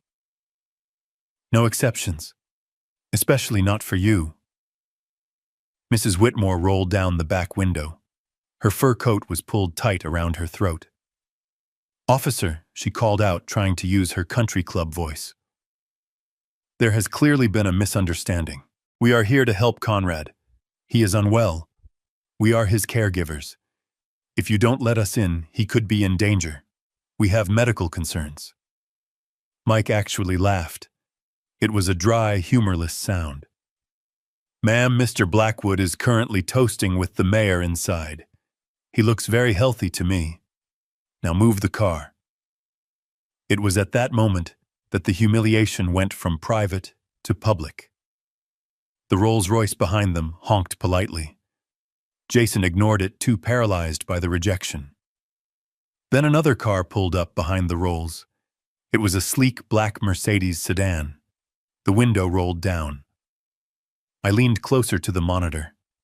I recognized the profile immediately. It was Mr. Henderson, the president of First City Bank. The man who held the mortgage on Brittany's house. The man whose bank had just frozen their credit cards hours ago. Mr. Henderson stuck his head out. "Is there a problem up there?" he called out. "We are missing the appetizers." Jason turned around. The blood drained from his face so fast he looked like a corpse. He recognized the voice. He recognized the car. He tried to hide behind the pillar of the gate, but there was nowhere to go. Henderson squinted into the lights. "Jason," he asked, his voice full of surprise and then sudden cold recognition. "Jason Whitmore, is that you?" Jason stepped forward, his shoulders slumped. "Hello, Mr. Henderson." "What is the holdup?" Henderson asked. Mike stepped forward, addressing the banker over Jason's shoulder. "I apologize, Mr. Henderson. These individuals are on the security blacklist and are refusing to vacate the entrance. We are about to call the police to have them removed." "The blacklist," Henderson repeated. He looked at Jason with a mixture of pity and professional disgust. The kind of look a banker gives a client who has just bounced a check. "Jason, I thought you said you were close with Mr. Blackwood." Henderson said, "When you applied for that loan extension last week, you said he was practically a silent partner in your household." "He is," Jason squeaked. "He is. This is just a joke. He has a weird sense of humor." "It does not look like a joke," Henderson said, icing over. "It looks like you are trespassing. And considering the status of your accounts as of 5 p.m. today, I would suggest you stop making scenes and start looking for a bankruptcy attorney. Now move your car. You are embarrassing yourself." Jason looked like he might vomit. He stumbled back toward the BMW. But Brittany wasn't done. The shame didn't stop her, it fueled her. She was vibrating with rage. She felt the eyes of the senator in the Rolls and the banker in the Mercedes boring into her back. She felt the judgment, and she snapped. She grabbed a handful of gravel and threw it at the gate. It clattered harmlessly against the steel. "Conrad," she screamed at the top of her lungs. "I know you can hear me. You coward. Come out here and face me. You can't do this. You can't lock me out of my inheritance. This is my house too. I grew up with you. I put up with your poverty for years. You owe me this." Mike put a hand on his holster. He didn't draw his weapon, but the message was clear. "Ma'am, step back from the gate. Final warning." Mrs. Whitmore opened her door and stepped out into the mud. She grabbed Brittany's arm and yanked her back. Her face was a mask of fury, not at me, but at the spectacle Brittany was making. "Stop it," she hissed. "You look like a lunatic. Henderson is watching. Get in the car." "We aren't leaving," Brittany sobbed, fighting her mother-in-law's grip. "We can't leave. We have nowhere to go. The gas tank is empty. We can't get home. We are moving the car," Mrs. Whitmore commanded. "We are moving it out of sight. Get in."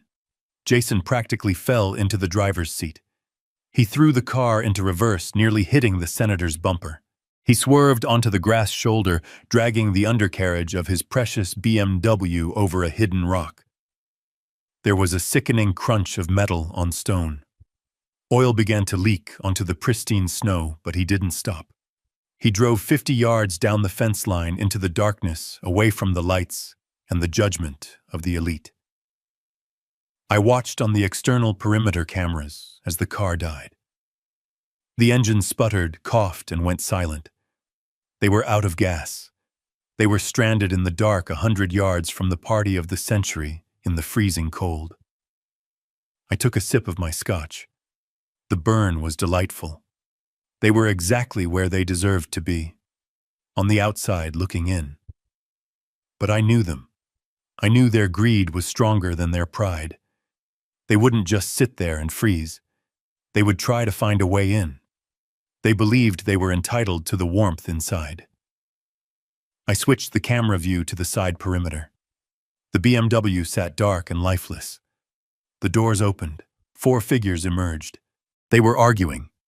I could see Mrs. Whitmore pointing a finger at Jason, then at the house. I could see Brittany wiping her face and gesturing wildly at the fence. They walked toward the stone wall that surrounded the estate. It was 8 feet high, but in this section near the service entrance there was an old oak tree that grew close to the perimeter. I had instructed the landscapers not to trim it. I wanted to leave a temptation. I wanted to see if they would cross the final line. If they drove away, I might have left them with a shred of dignity. But if they climbed that wall, they became criminals. They became invaders. I watched as Jason cupped his hands. He boosted Brittany up. She scrambled onto the wall, her expensive dress snagging on the rough stone. She didn't care. She pulled herself up, panting, desperate. She straddled the wall, looking down into the estate gardens. She saw the lights of the ballroom through the trees. She saw the promised land. Then she helped Mrs. Whitmore. It was a struggle. The older woman had no athletic ability, but greed gave her strength. They hauled each other up, grunting and cursing, slipping on the icy stones. Jason and Mr. Whitmore followed. They dropped down onto the other side, landing in the soft mud of the flower beds. They were in. They looked at each other. They were covered in dirt. Brittany's dress was torn at the knee. Jason's suit was stained. Mrs. Whitmore had lost a shoe in the climb and was limping. They looked like refugees from a disaster, not guests at a gala. But they straightened their clothes. They patted their hair. They convinced themselves that once they walked into the light, once they stood before me, the sheer force of their presence would compel me to welcome them. They thought they could explain away the dirt. They thought they could charm the crowd. They began to walk toward the back of the house, toward the French doors that led to the ballroom. They moved through the shadows like rats scurrying toward a pantry. I turned away from the monitors. I had seen enough. The trap was sprung. The vermin were inside the walls. I walked out of the study and headed for the ballroom. The jazz band was playing a slow number. The guests were mingling, oblivious to the invasion force approaching from the garden. I signaled to the AV technician. "Get the presentation ready," I said. "They will be here in 2 minutes." He nodded and tapped his keyboard. The giant screen behind the stage went black, waiting for my signal. I walked to the center of the room. I took the microphone from the stand. The music faded. The guests turned to look at me. "Ladies and gentlemen," I said, my voice warm and welcoming. "I hope you are enjoying the evening. Before we cut the cake, I have a special surprise, a family reunion of sorts." As if on cue, the handle of the French doors rattled. Then they burst open. A blast of freezing wind swept into the room, carrying with it 4 dirty, desperate figures. The crowd gasped. The silence that fell over the room was heavy and immediate. Brittany stood there, blinking in the bright light. She saw me standing on the stage, microphone in hand. She saw the hundreds of faces staring at her in shock. She didn't retreat. She advanced. She marched right into the center of the dance floor, trailing mud on the Italian marble. "Dad," she screamed, her voice raw and broken. Here we go, I thought. Showtime. The sudden intrusion of freezing wind was the first thing the guests noticed, as the French doors slammed against the interior walls with a violence that rattled the crystal in the chandeliers. The temperature in the ballroom dropped 10 degrees in a second, but the chill that swept through the crowd had nothing to do with the winter air. It was the social frost of absolute horror. I stood on the raised platform, the microphone loose in my hand, and watched them enter. It was a sight that defied the logic of the setting.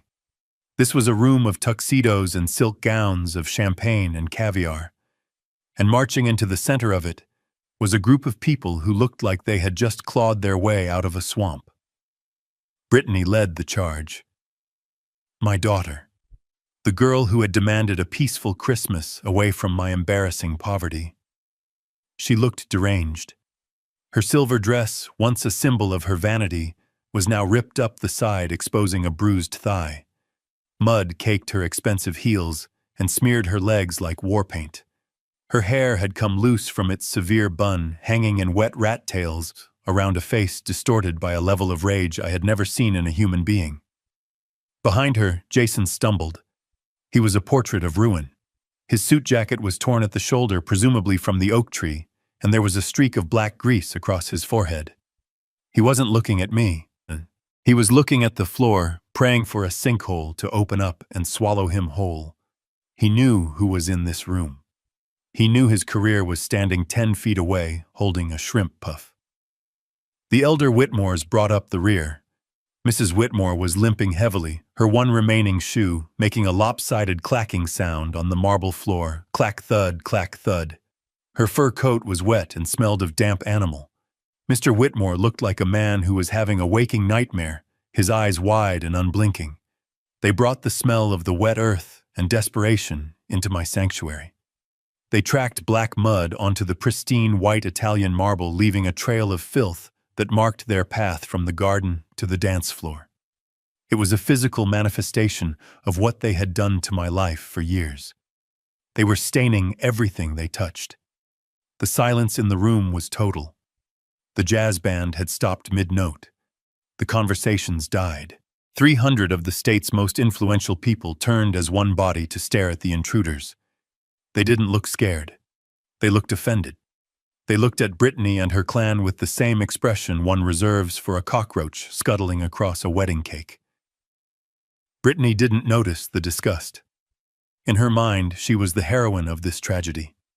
She was the wronged princess storming the castle to reclaim her birthright. She mistook the silence for reverence. She thought they were waiting for her to speak. She marched right up to the edge of the stage. Her chest was heaving. Her eyes were locked on me. She didn't see her father. She saw a bank vault that had dared to lock her out. You, she hissed, pointing a shaking finger at me. Her voice was raw, scratching against the silence. You fraud. You liar. I looked down at her. I didn't move. I didn't flinch. I stood with my hands clasped behind my back, looking every inch the master of the estate. The contrast between us was stark. I was clean, calm, and composed. She was dirty, hysterical, and unraveling. Brittany, I said, my voice low and even, amplified slightly by the sound system. You are interrupting. Interrupting, she shrieked. Her voice cracked, scaling up to a register that made people wince. I am interrupting. You are throwing a party in my house, in my inheritance, and you left me outside in the snow. She turned to the crowd, spreading her arms wide. The mud on her hands was visible to everyone. Do you see him? She screamed, addressing the mayor and the senator. Do you see this man you are toasting? He is a fake. He is a monster. He abandoned his own family. He abandoned his grandson on Christmas Eve. A ripple of murmurs went through the crowd. The mention of a child always struck a nerve. Brittany heard it and latched onto it. She saw an opening. She played the mother card. My son is hungry, she yelled, tears cutting tracks through the dirt on her face. My little Leo is sitting at home right now, cold and hungry, because this man, my own father, who decided to play games with our lives. He cut us off. He stole our money. He is hoarding millions while we starve. It was a magnificent lie. A performance worthy of an Oscar. If I hadn't known the truth. If I hadn't known that she had spent $50,000 on handbags last month while I paid her mortgage, I might have been impressed. She lunged for the stage. Security started to move forward, but I held up a hand to stop them. Let her speak, I thought. Let her dig the hole so deep she can never climb out. Brittany scrambled up the 3 steps to the platform. She grabbed the microphone stand. I stepped back, allowing her the space. She ripped the mic from the holder, clutching it with both hands like a lifeline. "Listen to me, everyone," she panted, her voice booming through the ballroom speakers, echoing off the vaulted ceiling. "You think Conrad Blackwood is a philanthropist. You think he is a good man. He is a liar. He lived in a dump for years pretending to be poor just to test us, just to trick us. Who does that? What kind of sick psychopath hides his wealth from his own daughter?" She pointed at Jason, who was trying to hide behind a potted palm tree. "My husband works himself to death," she lied effortlessly. "He works day and night to support us. And my father watches us struggle. He watches us drown in debt, and he laughs. He buys mansions and throws parties for strangers while his family suffers." Jason let out a small whimper as the gaze of the room shifted to him. He saw Mr. Sterling, his boss, standing near the bar. Sterling wasn't looking at Brittany. He was looking at Jason with eyes that were cold and dead. Jason tried to mouth the word sorry, but no sound came out. Brittany turned back to me. She was energized now, feeding off the adrenaline of the confrontation. And now she said, her voice dropping to a conspiratorial whisper that filled the room. "Now he thinks he can just replace us. He thinks he can buy new friends. But you all need to know who he really is. He is a man who hates his own blood. He is a man who would rather see his daughter beg than share a single crumb of his fortune." She looked at Mrs. Whitmore, who was nodding vigorously from the floor, urging her on. "We came here to help him." Brittany continued improvising wildly. "We found out he was having a mental breakdown, spending money recklessly. We came to save him from himself, and he locked the gates on us. He treated us like criminals. Look at us." She gestured to her torn dress and her muddy legs. "We had to climb the wall to check on him. We had to crawl through the mud to make sure he was safe. That is how much we love him. And this is how he repays us, by humiliating us." She stopped breathing hard, waiting for the applause, waiting for the crowd to rush the stage and carry her off on their shoulders. She waited for the senator to demand my arrest. She waited for the world to turn on Conrad Blackwood. But nobody moved. Nobody clapped. The silence stretched thin and tight. Then a single sound broke it. It was the sound of ice clinking in a glass as someone took a drink. Brittany looked around, confused. Why weren't they cheering? Why were they looking at her like she was a stain on the carpet? She didn't understand. She didn't understand that these people weren't just rich. They were perceptive. They could smell the entitlement on her. They could see the discrepancy between her story and her manicured nails, her expensive jewelry, and the sheer arrogance of her invasion. They didn't see a victim. They saw a predator who had been caught. I stepped forward. I moved slowly, deliberately, entering her personal space. I reached out and gently took the microphone from her hands. She was so stunned by the lack of reaction that she let it go without a fight. I looked at her. Really looked at her. I looked for the daughter I used to read bedtime stories to. I looked for the young woman I had walked down the aisle. I saw nothing. I saw a stranger. A stranger consumed by a hunger that could never be sated. "Thank you, Brittany," I said, my voice calm, soothing, almost fatherly. "Thank you for that passionate performance." I turned to the crowd. "My daughter raises some interesting points," I said, addressing the room. "She claims she is struggling. She claims I have abandoned her. She claims her husband is a martyr of industry." I paused, letting the words sink in. "She claims she had to climb a wall to check on my safety. It is a very moving story. It is the kind of story that breaks a father's heart." I looked back at Brittany.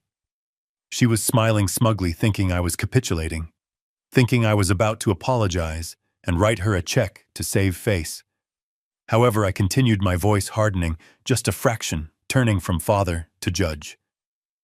"There is a fundamental rule in business and in life. Trust, but verify." Brittany's smile faltered. "You see," I said, walking to the edge of the stage, My daughter forgot to mention a few details. She forgot to mention the definition of struggle in her household. She forgot to mention exactly where the money she claims she doesn't have actually went. I gestured to the back of the room where my AV technician was waiting. I believe in transparency, I said. So let us be transparent. Let us look at the receipts. The lights in the ballroom dimmed. Brittany looked around, panic starting to flare in her eyes again. "What are you doing?" she hissed at me. "Stop this. Just give me the money and we will leave." "It is too late for that," I whispered to her off mic. "You wanted an audience, Brittany. You wanted a scene. Now you have the main stage." The giant LED screen behind us, which had been displaying a tasteful loop of falling snow, suddenly went black. Then it flickered to life with a stark white background. Project Parasite appeared on the screen in bold black letters. Brittany froze. She recognized the term. She didn't know where it came from, but she knew it sounded bad. I walked to the side of the stage, giving the audience a clear view. "Ladies and gentlemen," I said, "my daughter claims I hid my wealth. That is true. But she claims I never helped her. That is a lie." I clicked a remote control I had pulled from my pocket. The screen changed. It displayed a series of bank transfers. They were magnified so even the people in the back could read the numbers. "These are the monthly transfers from the Angel Wing Trust," I explained. "A trust I established solely to pay the mortgage on the house Brittany lives in, $4,200 a month. Every month, for 5 years.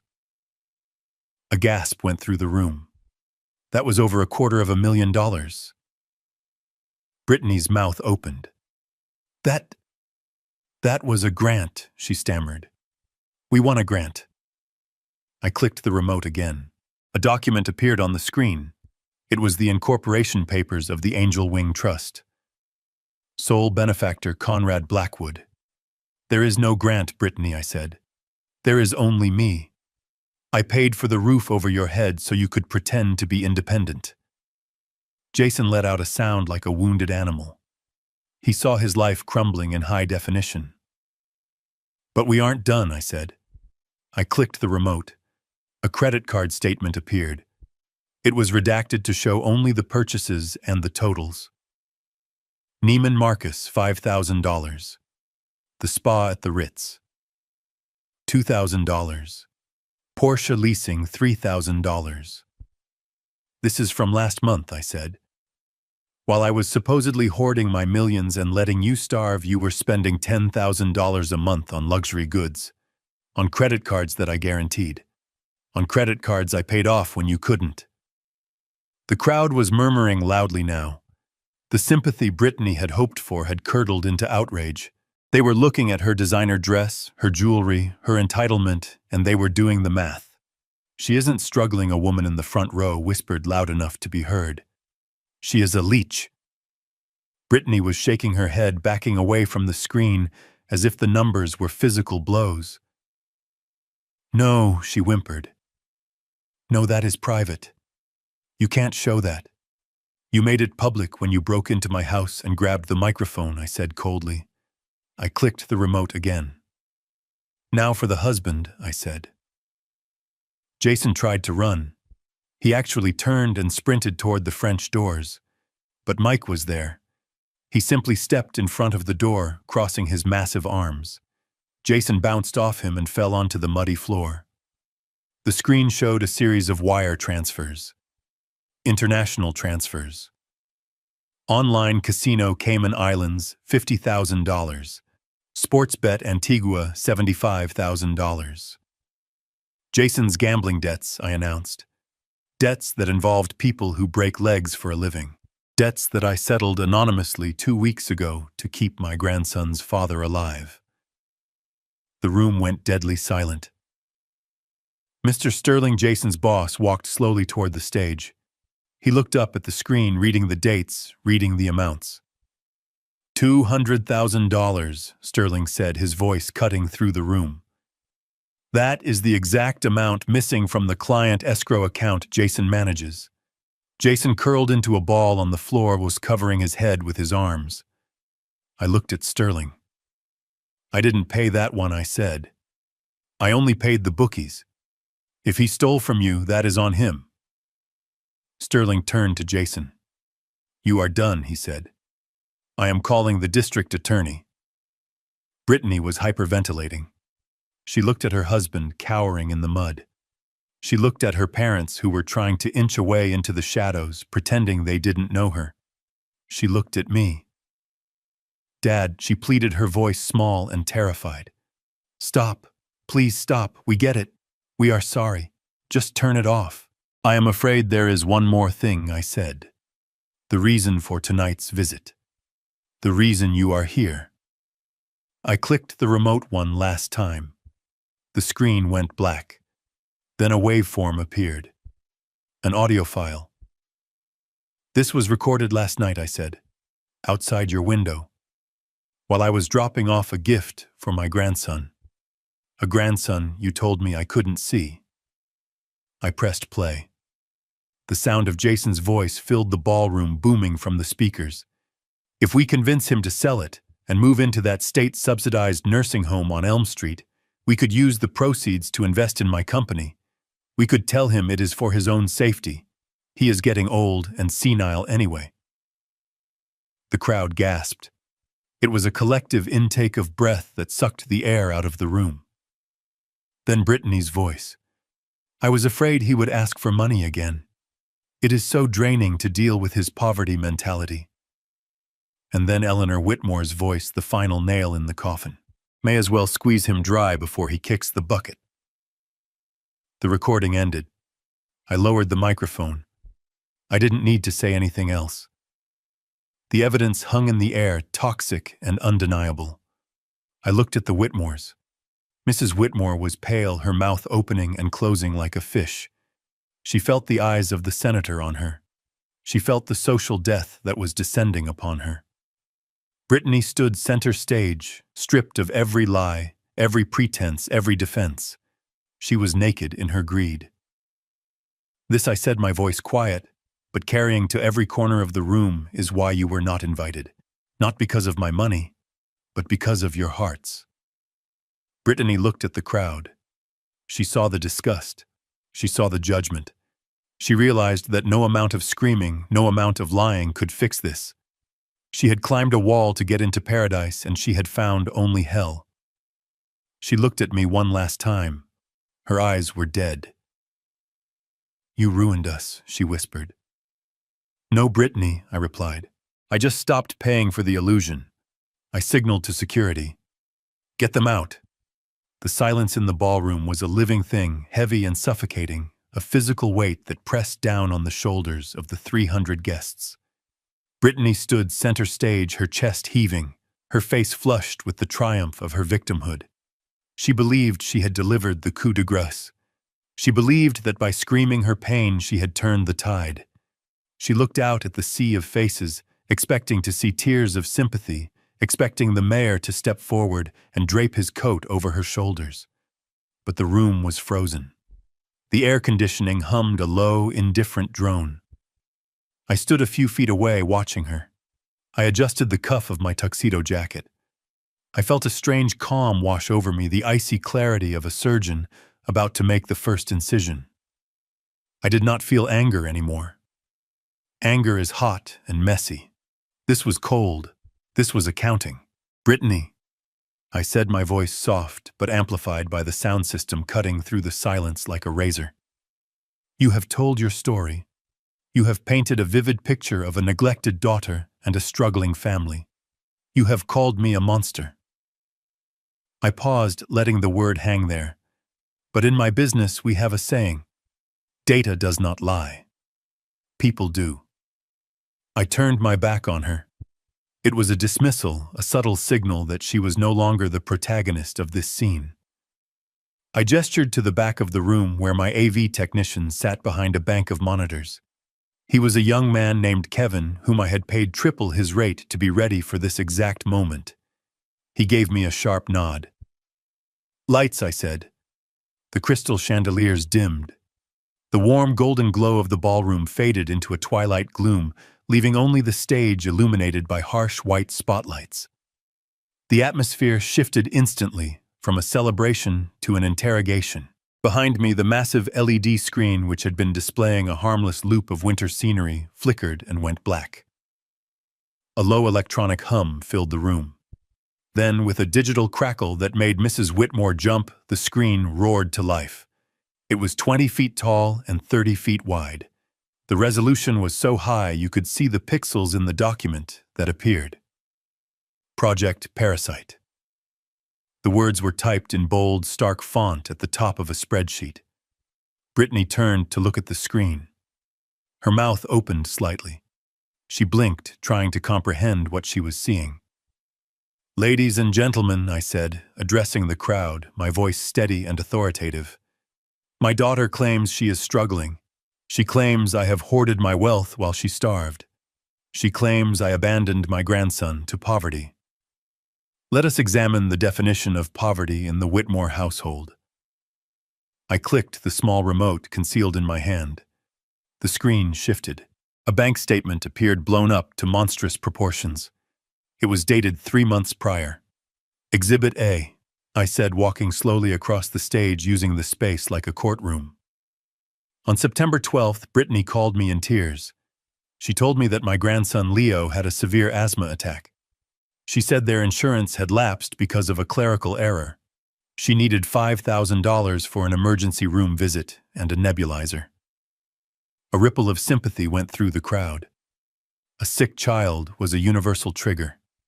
"I sent the money immediately," I continued. "Cash transfer. No questions asked. Because that is what a father does." I clicked the remote. The bank statement vanished, replaced by a credit card receipt. It was time-stamped September 13th, the day after the transfer. But Leo did not go to the hospital. I said, my voice dropping an octave. The receipt on the screen was from the Chanel boutique on Fifth Avenue. The total was $4,850. Item description: classic flap bag, lambskin black. The gasps from the audience were audible. Mrs. Parker, the neighbor, covered her mouth with her hand. Brittany froze. She looked at the screen, then at her purse, which was currently resting on a chair near the entrance. It was that bag. I zoomed in on the date. While I was pacing my apartment, worrying about my grandson's ability to breathe, I said, my voice hardening, my daughter was buying a handbag. She used the money for his medicine to accessorize. Liar Brittany shrieked, trying to lunge for the screen as if she could physically tear the image down. "That is fake. You forged that." I didn't even look at her. I clicked the remote again.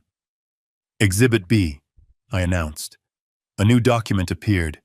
It was an invoice from a mechanic. October 4th, Jason called me. He was frantic. He said the transmission on their only family car had failed. He said he couldn't get to work. He said he was at risk of losing his job if he couldn't commute. He asked for $3,000. I looked at Jason. He was still on the floor, so near the door, held in check by Mike's imposing presence. He was shaking his head, pleading silently with his eyes. "I sent the check," I said. "I drove it over myself." I put it in his hand. Click. A new image appeared. It wasn't a receipt this time. It was a photograph. It was taken from a social media account that had been set to private, but nothing is private when you hire the best forensic investigators in the state. The photo showed Jason and Brittany sitting in VIP seats at a professional football game. They were holding beers. They were laughing. The date stamp was October 5th. Ticket price per seat, $1,500, I read from the screen. Total cost, $3,000. I turned to the crowd. "The car was never broken," I said. "They drove it to the stadium. I paid for their date night while I ate canned soup for a week to make up the deficit in my budget." The room was turning. The room was... I could feel it. The shock was being replaced by a cold, hard anger. These people, the senator, the banker, the mayor, they understood money. They respected money. But they despised waste, and they loathed fraud. Mrs. Whitmore let out a low moan. She was clutching her pearls, her eyes darting around the room looking for an exit. But there was no way out that didn't involve walking through a gauntlet of judgment. "But we are just getting started," I said. I walked to the center of the stage. My daughter claims her husband is a martyr, a man who works himself to the bone. Let us look at Jason's work ethic. I clicked the remote. The screen turned red. A complex web of wire transfers appeared. "Jason Whitmore creates marketing campaigns for Sterling Industries," I said, gesturing to Mr. Sterling, who was standing in the front row, his face a mask of stone. Or at least he is supposed to. I pointed to a highlighted column. "Over the last 6 months, Jason has diverted client funds into a personal offshore account in the Cayman Islands. He labeled them consulting fees." Sterling stepped forward, his eyes glued to the screen. He was reading the account numbers. He recognized them. $50,000 in July, I read. $75,000 in August. $100,000 in September. Jason screamed. It was a high, thin sound, like a rabbit caught in a trap. "No," he yelled. "No, that is not true. Those were loans. I was going to pay them back." I clicked the remote again. "And where did the money go?" I asked. "Did it go to charity? Did it go to his starving family?" The screen displayed a log from an online gambling site. Ace High Poker. It went to the tables, I said. $225,000 lost in 4 months. The crowd recoiled. This was not just family drama anymore. This was a felony. I turned to Mr. Sterling. "I found this 2 weeks ago," I said to him. "I covered it. I transferred the money from my private holdings to replenish the escrow account before the audit. I did it to save my daughter from the shame of having a husband in prison." Sterling looked at me, then at Jason. "You paid it?"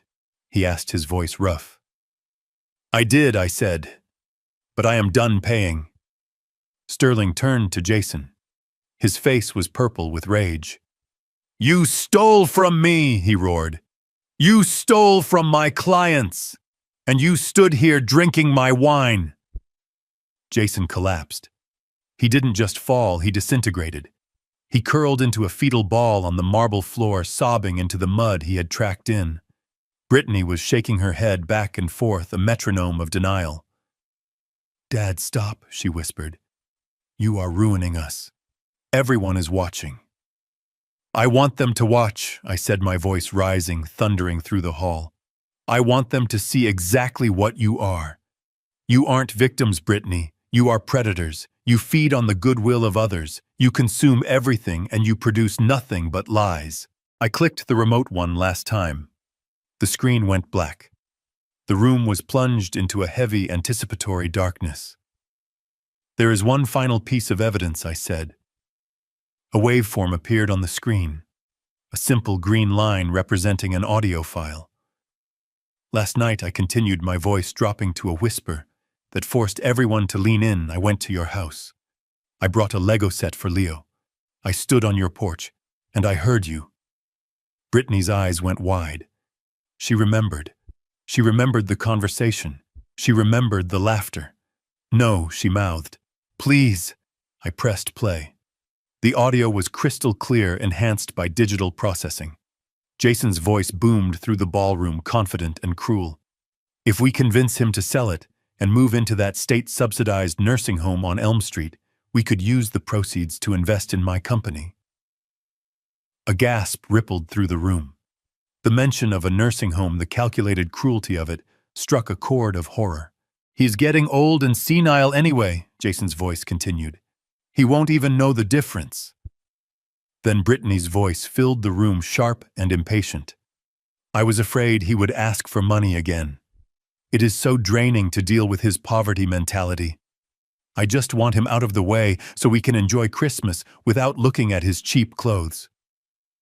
I watched the faces of the guests. I saw Mrs. Parker turn away in disgust. I saw the mayor shake his head slowly. I saw the total evaporation of any remaining social capital Brittany had ever possessed. But the recording wasn't done. Mrs. Whitmore's voice cut through the air, shrill and greedy. "Well, he can't live forever. May as well squeeze the lemon dry before he kicks the bucket. We deserve that money for putting up with him." The recording ended. The green line went flat. The silence that followed was violent. It was the silence of a courtroom after a death sentence has been read. Mrs. Whitmore stood frozen near the door. Her fur coat suddenly looked like a molting animal skin. She felt the eyes of 300 people dissecting her, stripping away her pretensions, leaving her naked in her malice.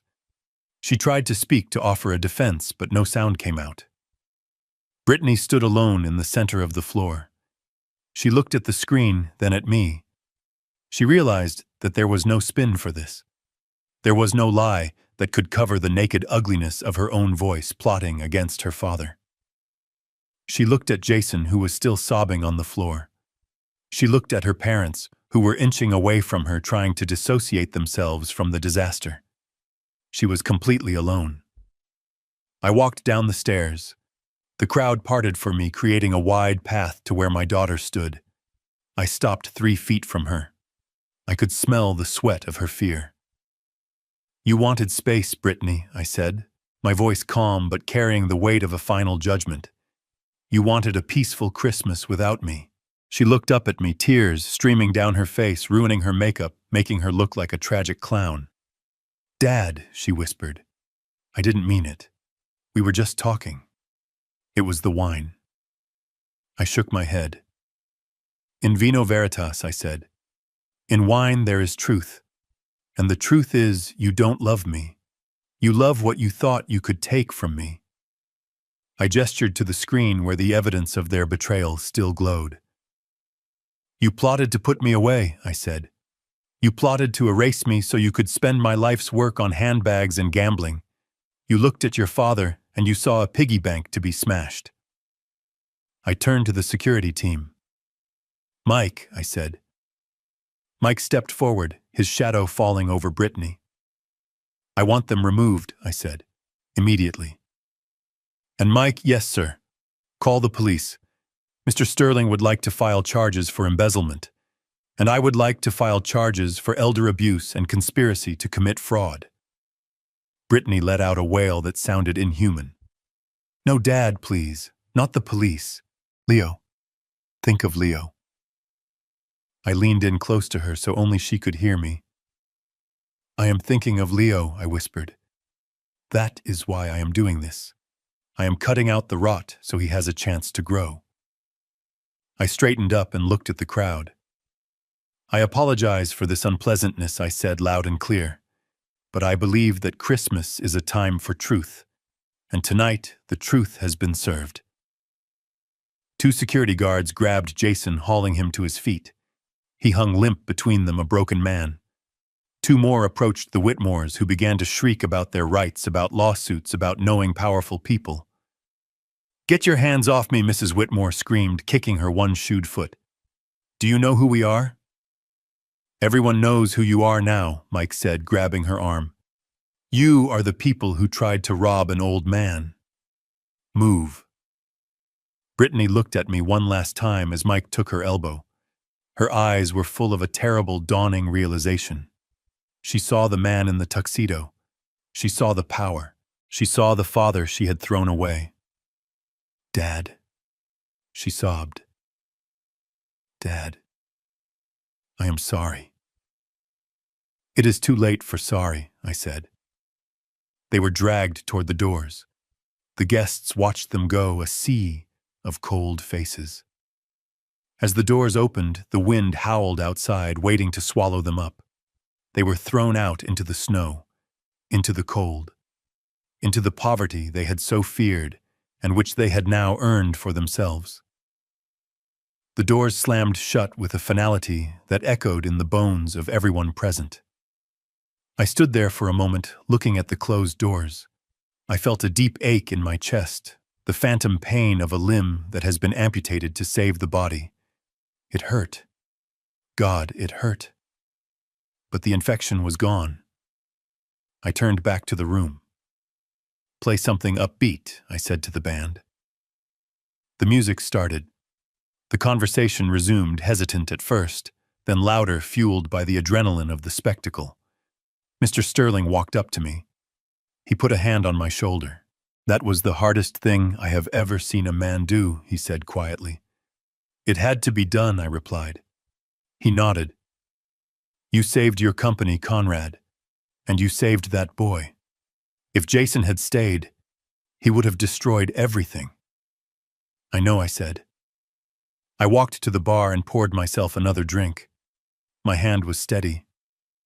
I looked up at the giant screen. The evidence was still there, glowing. "Clear it," I said to the technician. "Put the snow back on." The screen flickered and returned to the gentle loop of falling snow. The numbers vanished. The receipts vanished. But the truth remained. It was etched into the minds of everyone in that room. I took a sip of my drink. I had won. I had protected my legacy. I had avenged my dignity. But as I looked out at the party, at the laughing guests, at the opulence I had bought, to prove a point, I realized that the victory was cold. It was as cold as the snow falling outside. And yet, it was better than the warmth of a lie. I walked toward the window and looked out into the night. Somewhere down there in the dark, my family was breaking apart. And for the first time in years, I could breathe. The screen behind me had gone dark, but the afterimage of the evidence burned in the retinas of everyone in the room. The silence that followed was not the silence of anticipation. It was the silence of a funeral. It was the sound of lives ending not biologically, but socially and professionally. Jason remained on the floor, a crumpled heap of ruined potential in a muddy suit. He looked up, his eyes darting frantically, searching for an exit, for a friendly face, for anything that wasn't the cold, hard stare of the man whose money he had stolen. Mr. Sterling moved first. He did not run. He walked with the heavy, deliberate gait of a man who had just realized he had been harboring a parasite. He stopped 2 feet from where Jason lay. He looked down at him not with anger, but with the clinical detachment of a sanitation worker looking at a spill. "Get up," Sterling said, his voice low and flat. Jason scrambled to his knees, his hands clasping together in a prayer of desperation. "Mr. Sterling, please let me explain. It was a loan. I intended to pay it back. I have a system. I just needed time." "You don't have time," Sterling replied. "You don't have a job. As of this moment, your employment is terminated for cause." "But the accounts," Jason stammered, reaching out to grab the hem of Sterling's trousers. "I can fix the accounts. My father-in-law, he paid it back. The money is there." Sterling took a step back, revulsion flickering across his face. He pulled a handkerchief from his pocket and wiped his hands as if the mere proximity to Jason had soiled him. "The fact that Conrad covered your theft does not mean you didn't steal Jason, Sterling," said his voice projecting clearly to the silent room. "It just means I don't have a hole in my balance sheet. But I do have a criminal in my organization. Or I did." Sterling turned to the crowd, addressing the room as if making a boardroom announcement. "I want to be clear," he stated. "Sterling Industries has zero tolerance for embezzlement. My legal team is already drafting the complaint. We will be seeking full restitution for any additional funds discovered during the forensic audit, which starts tomorrow morning at 8 a.m. And Jason looked up, tears streaming down his face, mixing with the dirt. "I will be pressing criminal charges," Sterling said. "Grand larceny, fraud, breach of fiduciary duty. You won't just be unemployed, you will be unemployable. You will never work in finance again. You will be lucky if you get a job sweeping floors when you get out of prison." Jason let out a sound that was half sob, half scream. He collapsed forward, his forehead hitting the marble floor with a dull thud. He stayed there, shaking, curled into a ball of absolute defeat. Brittany watched her husband fall apart. She didn't move to comfort him. She didn't kneel beside him. She looked at him with a dawn of horror, realizing that the man she had married, the man she had pressured to provide her with a luxury lifestyle, was now an anchor dragging her down to the bottom of the ocean. She turned to her parents-in-law, the Whitmores. She looked for allies. She looked for the people who had encouraged her to demand entry to this party. Mrs. Whitmore was standing by the buffet table, clutching her husband's arm. Her face was a mask of pale fury. When Brittany's eyes met hers, the older woman's expression did not soften. It hardened into something brittle and sharp. "You," Mrs. Whitmore hissed, pointing a shaking finger at Brittany. "This is your fault." Brittany recoiled. "My fault? You told us to come here. You told us to climb the wall. I told you to fix it." Mrs. Whitmore shrieked, her voice cracking. "I didn't tell you to marry a thief. I didn't know you were living on charity. You lied to us. You told us Jason was a partner. You told us you were successful." She stepped forward, her one-shoed foot limping on the stone. She looked at Brittany with pure, unadulterated loathing. "We thought you came from good stock," she spat. "We thought you brought value to this family. But you are just trash. You are a fraud, just like your husband." "Mom, please," Jason moaned from the floor. "Help me. I need a lawyer." Mrs. Whitmore looked down at her son. There was no maternal instinct left in her eyes, only the survival instinct of a social climber who sees her status evaporating. A lawyer, she laughed, a harsh barking sound. "You need a miracle. Do not look at us. Do not ask us for a penny. You have humiliated us in front of the senator, in front of the mayor. You have dragged the Whitmore name through the mud, quite literally." She turned to her husband. "Harold, tell him. Tell him we are done." Mr. Whitmore, who had been silent all evening, looked at his son. His face was gray. He looked old and tired. "You are on your own, Jason," he said, his voice barely a whisper. "We cannot be associated with this. We have a reputation." They turned their backs. They physically turned their backs on their son and daughter-in-law, creating a wall of fur and tweed between them and the disaster. It was a brutal disowning, swift and total. Brittany stood alone in the center of the room. Her husband was broken. Her in-laws had rejected her. Her father was the executioner. The room was spinning. She looked around wildly, looking for an escape, looking for a way to rewind the tape to undo the last hour. Then the blue and red lights washed over the ballroom walls. They flashed through the tall windows, painting the guests in strobes of police emergency colors. The sound of sirens cut through the winter air, growing louder and louder, until they stopped right outside the front entrance. The heavy oak doors opened again, but this time it wasn't intruders. It was the law. 4 police officers walked in. They were not smiling. They were not here for the buffet. They shook the snow off their shoulders and scanned the room. Mike, my head of security, stepped forward to meet the sergeant. He pointed at the group in the center of the floor. "That is them," Mike said. "Trespassing, destruction of private property, harassment.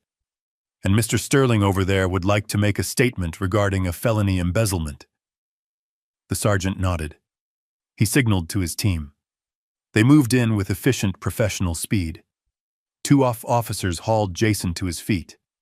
He was dead weight. He didn't resist. He just hung there, limp and weeping, as they pulled his arms behind his back. The sound of the handcuffs ratcheting shut was loud and final. Click. Click. Jason Whitmore. "You are under arrest," the officer recited the Miranda rights, but Jason wasn't listening. He was staring at the floor, his life flashing before his eyes in a sequence of bad bets and stolen money. 2 other officers approached Brittany. She backed away, her hands raised. "No," she whispered. "No, you can't arrest me.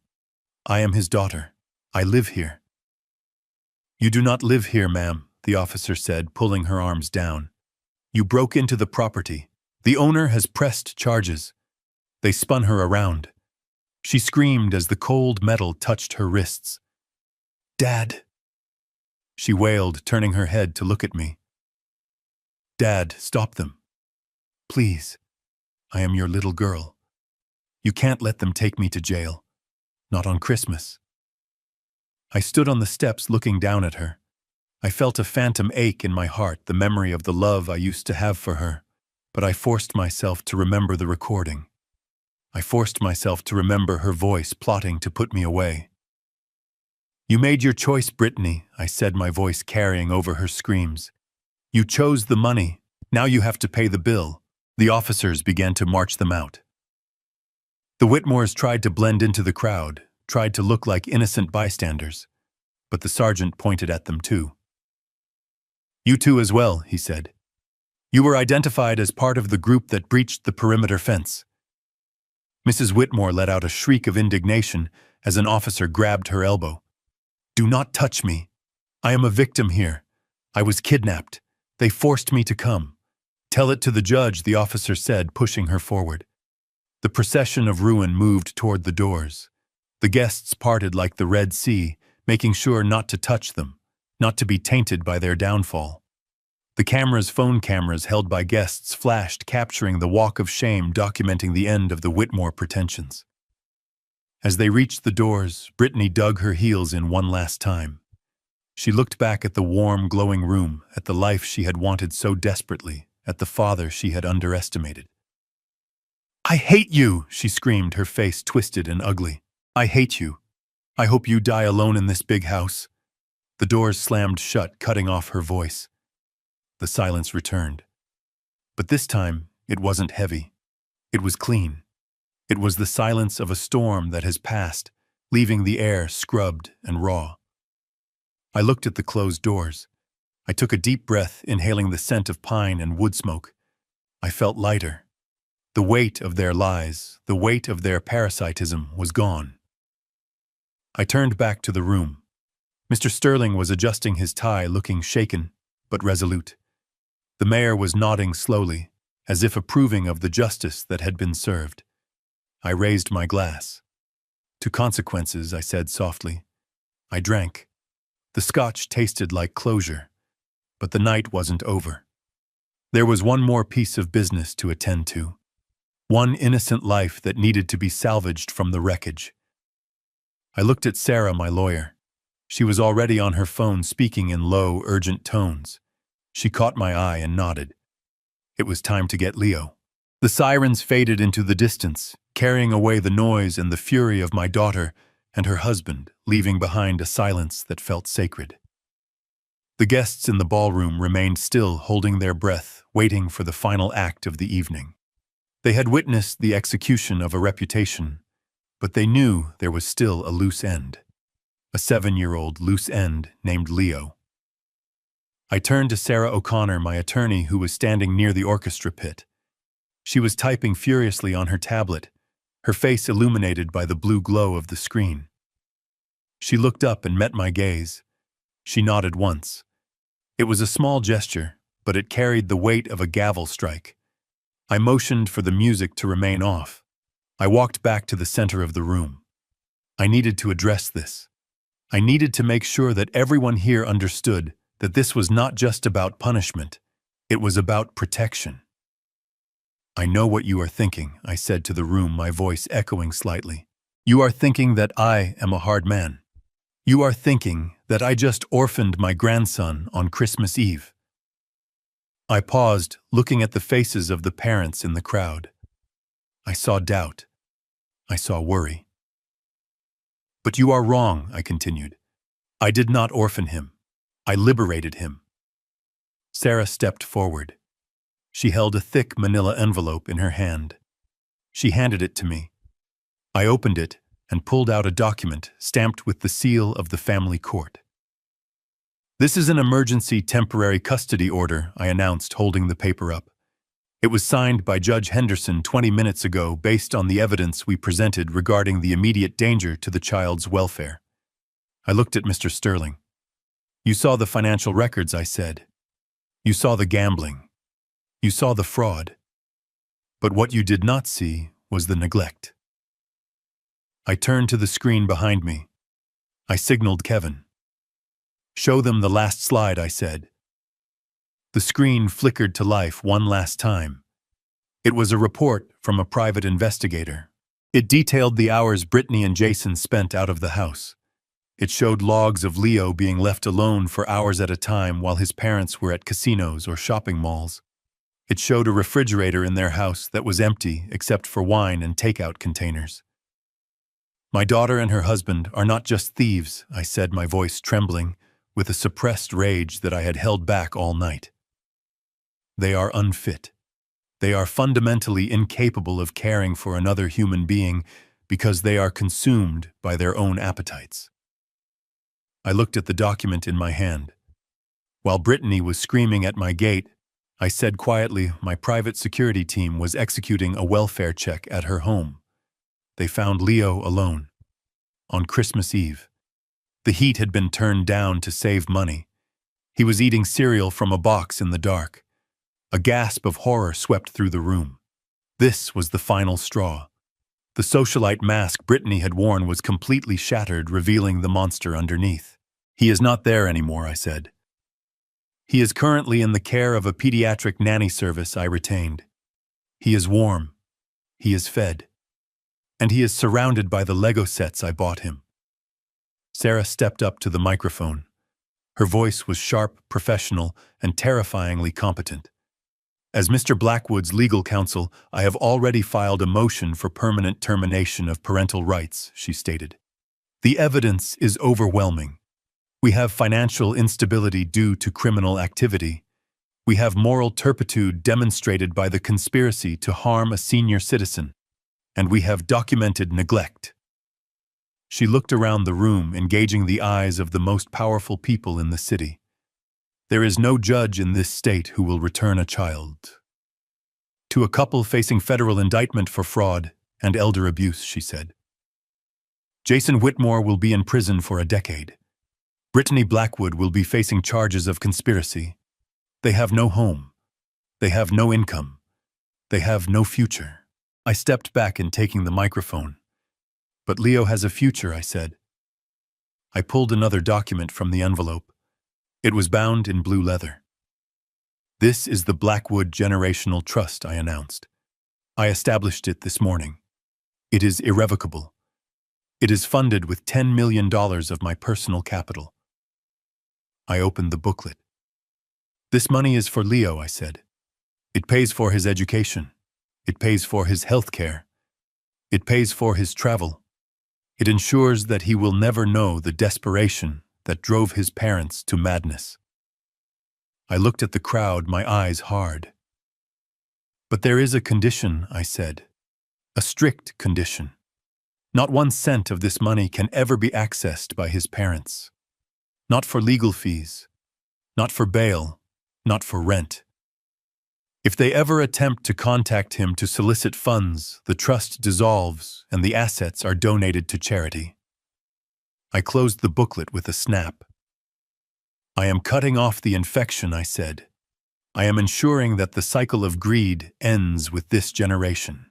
Leo will not grow up thinking he is entitled to money he didn't earn. He will grow up knowing that wealth is a tool for good, not a weapon for manipulation." I looked out the window at the falling snow. I thought of my grandson, sitting in a warm room somewhere safe from the chaos I had unleashed. I felt a warmth spread through my chest that had nothing to do with the scotch. "I am 71 years old," I said softly. "I do not have many years left. I should be resting. I should be playing golf." I turned back to the room. "Instead, I am going to raise a boy," I said. "I am going to teach him how to be a man. I am going to teach him the value of $1 and the value of a word. I am going to do for him what I failed to do for his mother." I looked at Mr. Sterling. "You fired Jason tonight," I said. "You did the right thing. But I am asking you a favor." Sterling nodded. "Anything, Conrad." "When Leo is old enough," I said, "give him a job. An entry-level job. Make him sweep the floors." Make him earn his place. Do not let him coast because of his name." Sterling smiled a genuine expression of respect. "You have my word." I raised my glass one last time. "To Leo," I said, "the future of the Blackwood name." The room erupted in a toast. "To Leo," they echoed. I handed the microphone to Sarah. I was done with speeches. I was done with drama. I had destroyed my family to save it. It was a paradox that only a man who had walked through fire could understand. I walked away from the stage. The guests parted from me, touching my arm, offering words of support.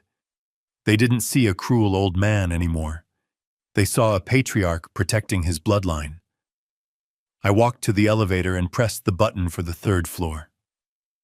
The doors slid shut, cutting off the noise of the party.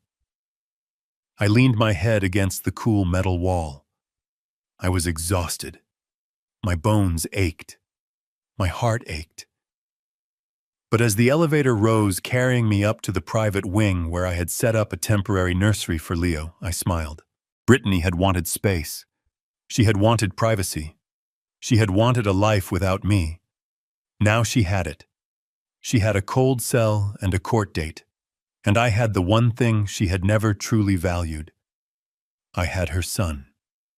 And I was going to make sure he became the man she could never be. The last limousine taillights faded into the darkness, leaving red streaks against the white snow. The party was over. The guests had departed, carrying with them the story of the century. They would talk about the food. They would talk about the wine. But mostly, they would talk about the moment Conrad Blackwood returned from the dead to bury his own family. I stood in the center of the empty ballroom. The staff was already moving silently, clearing away the glasses, sweeping the floor where the mud had been. They worked with the efficiency of a pit crew. By morning, there would be no trace that the Whitmores had ever violated this space. It would be pristine again. A blank slate. Just like my life. James the butler approached me with a silver tray. He held out a fresh glass of scotch. It was the 30-year-old single malt. "Will there be anything else?" Sir James asked, his voice low and respectful. "No, James," I said, taking the glass. "Check on the boy. Make sure the nanny has everything she needs." "He is fast asleep," Sir James said. "He didn't wake up once." "Good," I said. "Go to bed, James. It has been a long night." "Thank you, sir." "Merry Christmas." "Merry Christmas, James." I walked alone through the massive house. My footsteps on the marble were the only sound. I walked past the library, past the dining room, past the portraits of strangers that came with the house. Tomorrow I would take them down. I would put up new photos, photos of Leo, photos of the life we were going to build. I opened the French doors to the main balcony and stepped out into the night. The cold was biting. It was the kind of cold that snaps your lungs open and makes you feel alive. The snow was falling heavily now, thick white flakes that were slowly covering the tire tracks of the BMW. The scars in the earth where Jason had bottomed out his car were disappearing, buried under a layer of pure white. Nature was cleaning up the mess just as I had. I walked to the stone railing and looked out over the valley. The city lights twinkled below me, a grid of electricity and ambition. Somewhere down there in a cold police station holding cell, my daughter was being processed. Somewhere down there, Jason was trying to explain to a public defender how he lost $200,000. Somewhere down there, the elder Whitmores were sitting in a hotel room blaming everyone but themselves. I took a sip of the scotch. It warmed my chest. I expected to feel guilt. I searched for it inside myself. I looked for the pang of regret, the voice of a father saying, "You went too far." I couldn't find it. All I found was relief. It was a vast ocean of relief. For 5 years I had been holding my breath, walking on eggshells, pretending to be less than I was, just to keep the peace. I had let them insult me. I had let them use me. I had let them treat me like a senile inconvenience. I exhaled, watching my breath plume in the air. I was done pretending. My phone buzzed in my pocket. It was a sharp, violent vibration against my leg. I knew who it was before I looked. Only one person would have the audacity to try to reach me now. I pulled the phone out. The screen was bright in the darkness. A text message from Brittany. It was a long message. A wall of text. Dad, I know you are angry. I know we messed up. But please, you have to understand we were desperate. The pressure, it made us do crazy things. We are family, Dad. You can't just leave us like this. I am scared. They are talking about bail. I don't have money for bail. Please, Dad. Just this once. I promise I will change. I promise I will be the daughter you wanted. Just answer me, please. I read the words. I analyzed them like a contract. There was no accountability. There was no admission of the malice in her voice on that recording. There was only fear and manipulation. She wasn't sorry she hurt me. She was sorry she got caught. She was sorry the bank of Dad had finally closed its doors. She was still trying to play the game. She thought if she pressed the right buttons, if she used the right words, I would fold. She thought I was still the old man in the apartment. She didn't know that man was gone. I looked at the reply button. My thumb hovered over it. I could type a lecture. I could tell her exactly why she was wrong. I could tell her that change isn't a promise, it is an action over time. But that would be engagement. That would be giving her what she wanted. Attention. A lifeline. A connection. I didn't want to be connected anymore. I wanted to be free.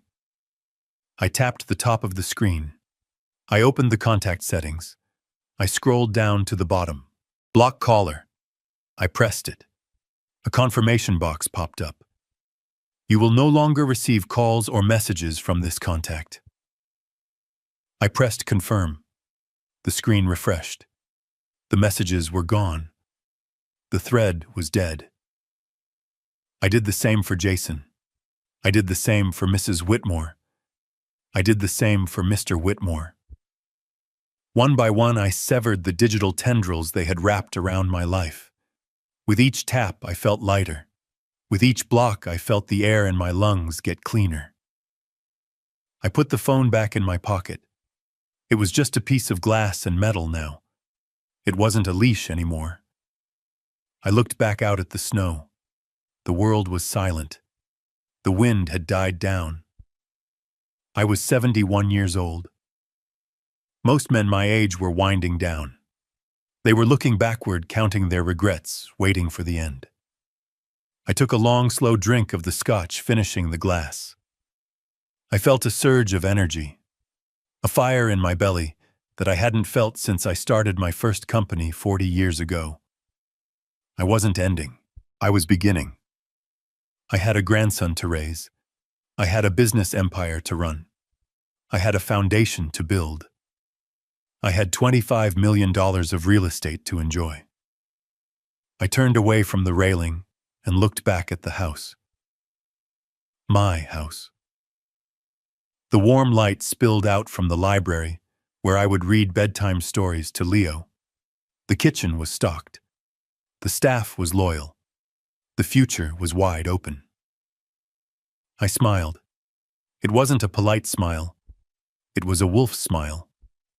I had walked into the fire, and I had burned everything down, and from the ashes I had built a fortress. I opened the French doors and stepped back into the warmth. I locked the doors behind me. I turned the deadbolt. It made a solid, heavy click. The cold was outside. The past was outside. I was inside. And I was finally home. This story teaches us a brutal but necessary truth: generosity without boundaries is not love. It is self-destruction. We often believe that family deserves endless chances, but Conrad's journey proves that true family is defined by respect, not blood. By hiding his wealth, he inadvertently revealed the true character of those around him. His final act was not revenge but a necessary correction. It reminds us that we teach people how to treat us. Sometimes the most powerful thing you can do is stop the flow of support, to let those you love finally learn to stand on their own, even if they must fall first. If you enjoyed this story of justice, please like, subscribe, and tell me in the comments. Would you have forgiven Brittany, or did she get exactly what she deserved?